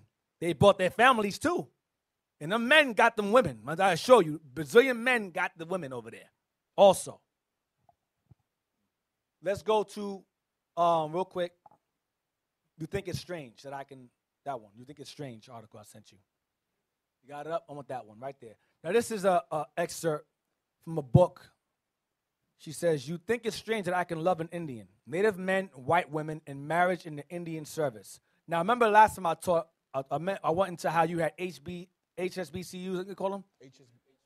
HBCUs, where you had Hampton University and Carlisle Institute, which were made as boarding schools to white or assimilate whites and blacks and Native Americans into white culture. Y'all remember that? Now go down and watch this. You had white kids in the school along with them because the white people saw no threat. Well, if you're teaching blacks and Indians to be white, there shouldn't be a problem with them going to school with whites. Watch what happened. Go down. Read that quote. You think it's strange that I can love an Indian. It's a white woman, Kathleen D. Cahill. Watch this. Native men, read that part. Native men, white women, and marriage in the Indian service. Watch this. I'm going to show you where the lie comes from that. The white man conquered and took and married all the Native American women, and no Native men messed with their women. Watch where the lie comes from. Watch. The history of intermarriage between whites and American Indians is a half-told tale. See? It's a half-told tale. They tell you how the whites married the Native women, but don't tell you vice versa, Native men and white women. Go ahead. Scholars have produced an impressive body of work on the political and economic benefits that occurred from pairings between white men and Native women. They tell you that. Go ahead. But the literature on relationships between Native men and white women remains sparse. Remains hard to find. Why?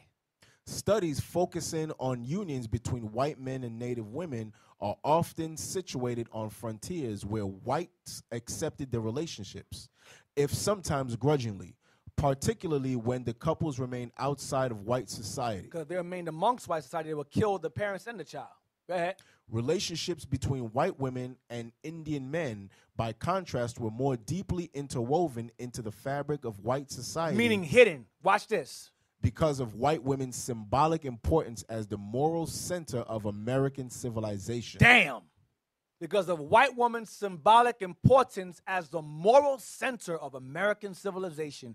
Meaning she is the forefront of morality, loyalty, purity, staying to her own people. That's the white woman's upheld as. But they hide the fact that she was out there laying with the black buck and the savage Indian. They hide that. Go ahead. Through their marriages, Native husbands became, quote, Indians in unexpected places, in the homes of white women, and therefore in the bosom of white society. Such relationships also stand in striking contrast to the contemporaneous violence perpetuated against black men in the American South over the smallest threat that they might cross the sexual color line. Go ahead. You hear about how black folks got in trouble or killed for messing with white women. But they hide the fact that Native American men were messing with white women also. They hide that. Go ahead. The few historians who have considered intermarriage between Native men and white women have noted that the late 19th century theories of assimilation contributed to these relationships. The late 19th century theories of assimilation contributed to these relationships. Watch this. Margaret Jacobs has used a comparison of two interracial marriages to establish an important framework for understanding the shifts in America's racial ideologies at the turn of the century. Go ahead. Although Jacobs' evidence is limited to two relationships, she can only find two of Native men and white women. Go ahead. She relies on one couple to stand for each phrase in racial thinking. I mean, they weren't the only ones. Go ahead. She urges scholars to look for more. Watch this. More recently, Catherine Ellinghaus. Now, Catherine Ellinghaus wrote a book I have. She wrote, I had the PDF of the boarding schools where blacks and Native American men would interact with white girls in school and do it in secret. It's going to say it.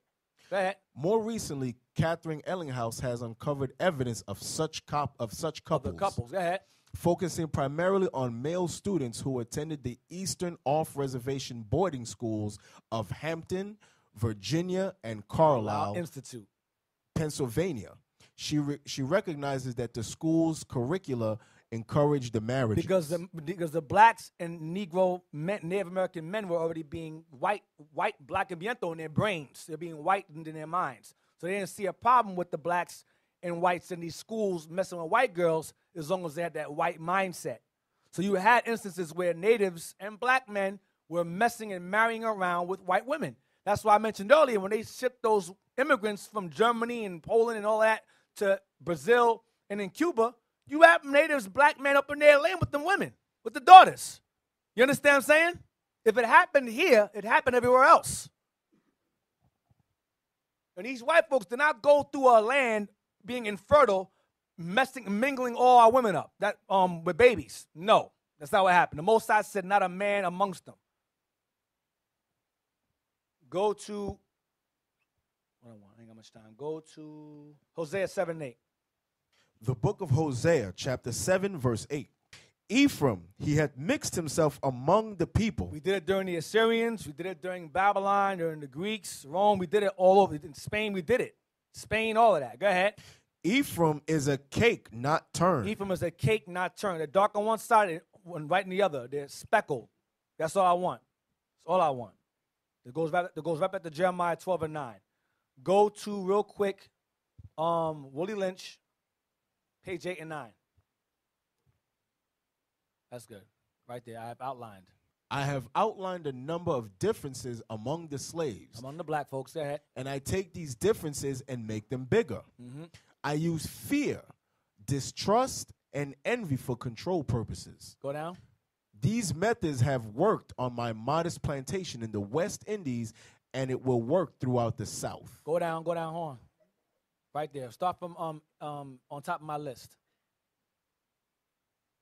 On top of my list is age, but there is only because it starts with an A. Uh-huh.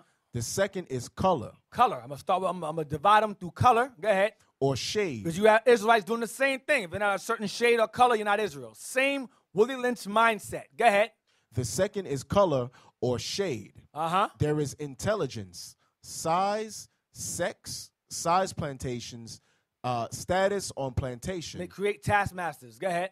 Attitude of owners, whether the slaves live in the valley or on the hill, east, west, north, south, have fine hair. How the Negroes have what?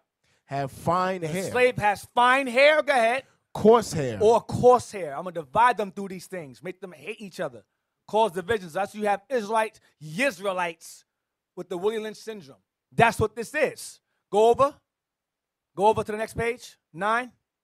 You must use the dark-skinned slaves versus the light-skinned slaves, and the light-skinned slaves versus the dark-skinned slaves. That's what's happening now in Israel.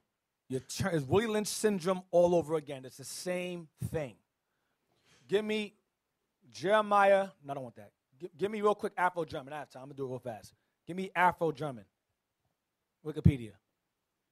Afro-German. Now I'm going to take y'all further. I took y'all to the Middle Ages. I'm going to go to World War II.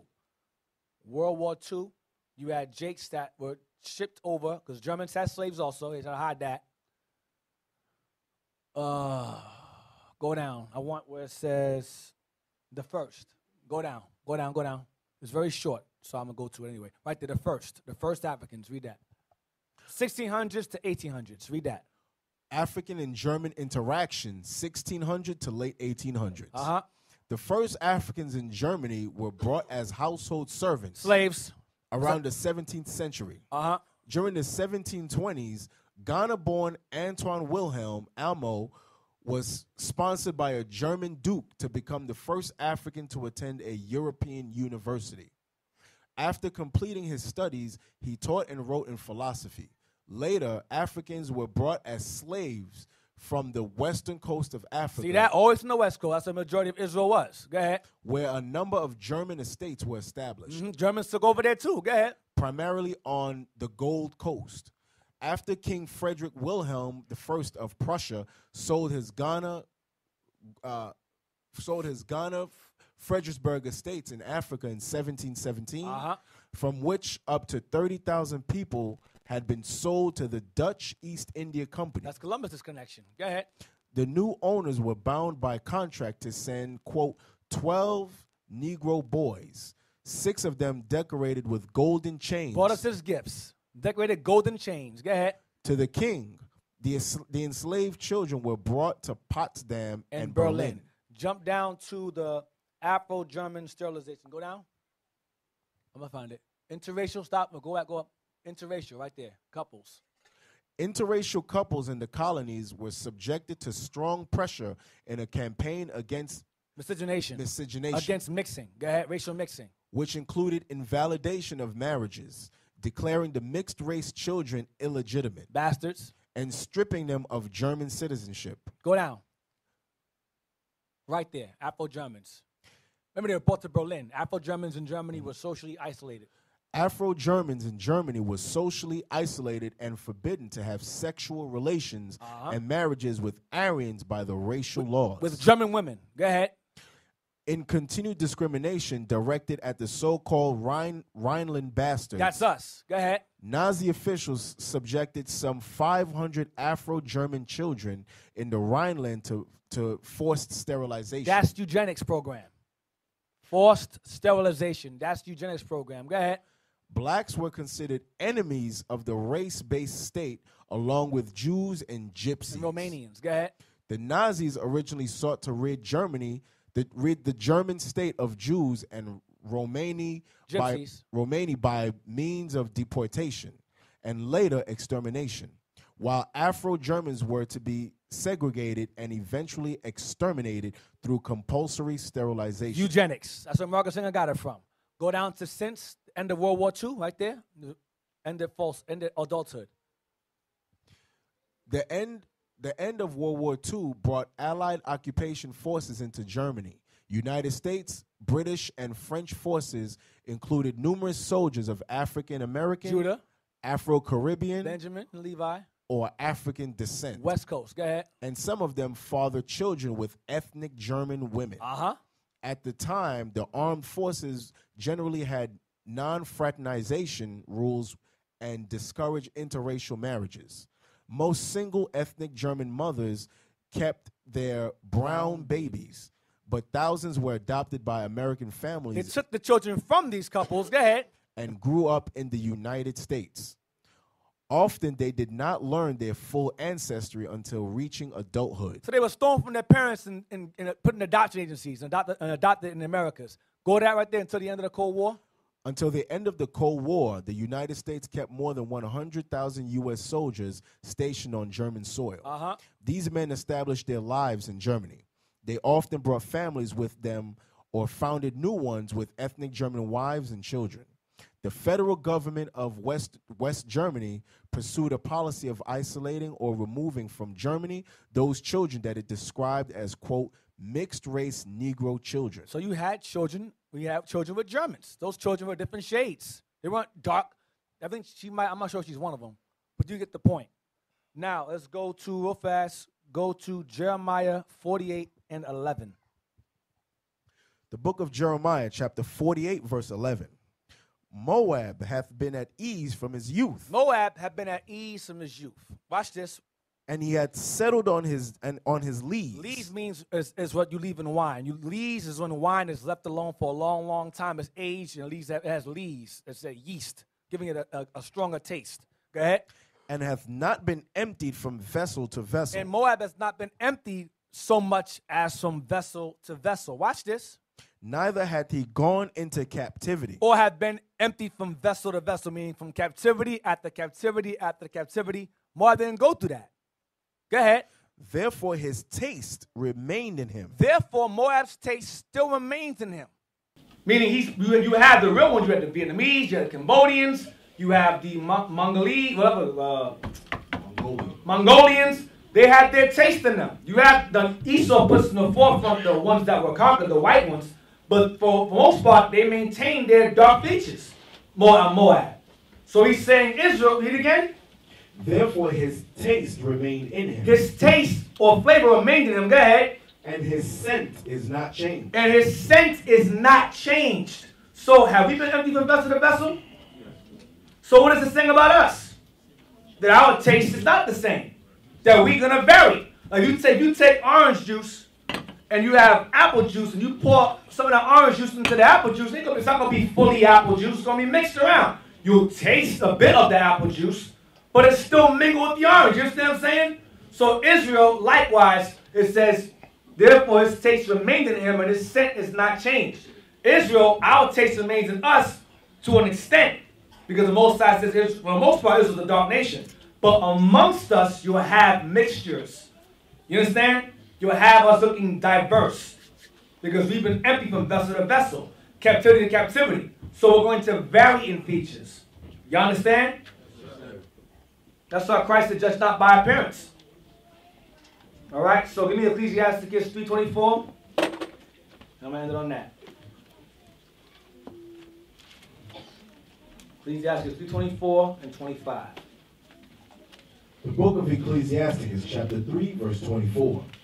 For many are deceived by their own vain opinion. So many are deceived in this truth, Israel, by their own vain opinion. When you say that all Israel has to be dark-skinned with woolly hair or coarse hair, you are deceived by a vain opinion. It's not supported by scripture whatsoever, or historically in any kind of way. Go ahead.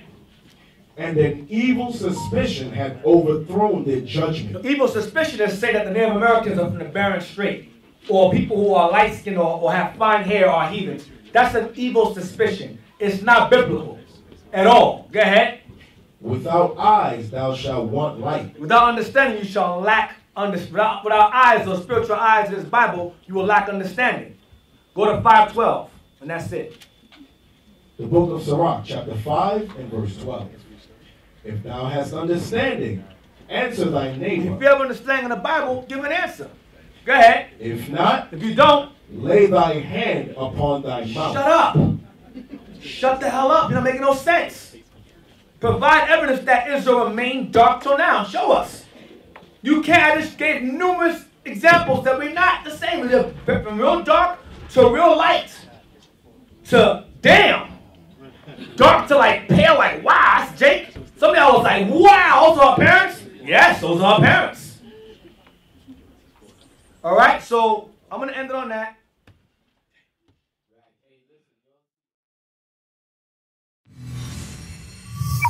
Shalom. This is Bishop Nathaniel of Israel United in Christ. Please subscribe to our YouTube channels. Stay up to date with our latest events, music, and classroom lessons.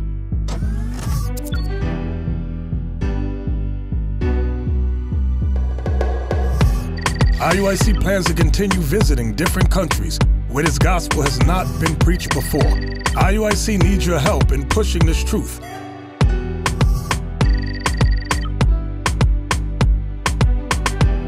So join us.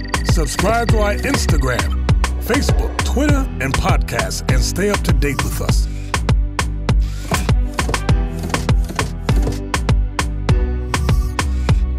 For more information, please visit www.israelunite.org.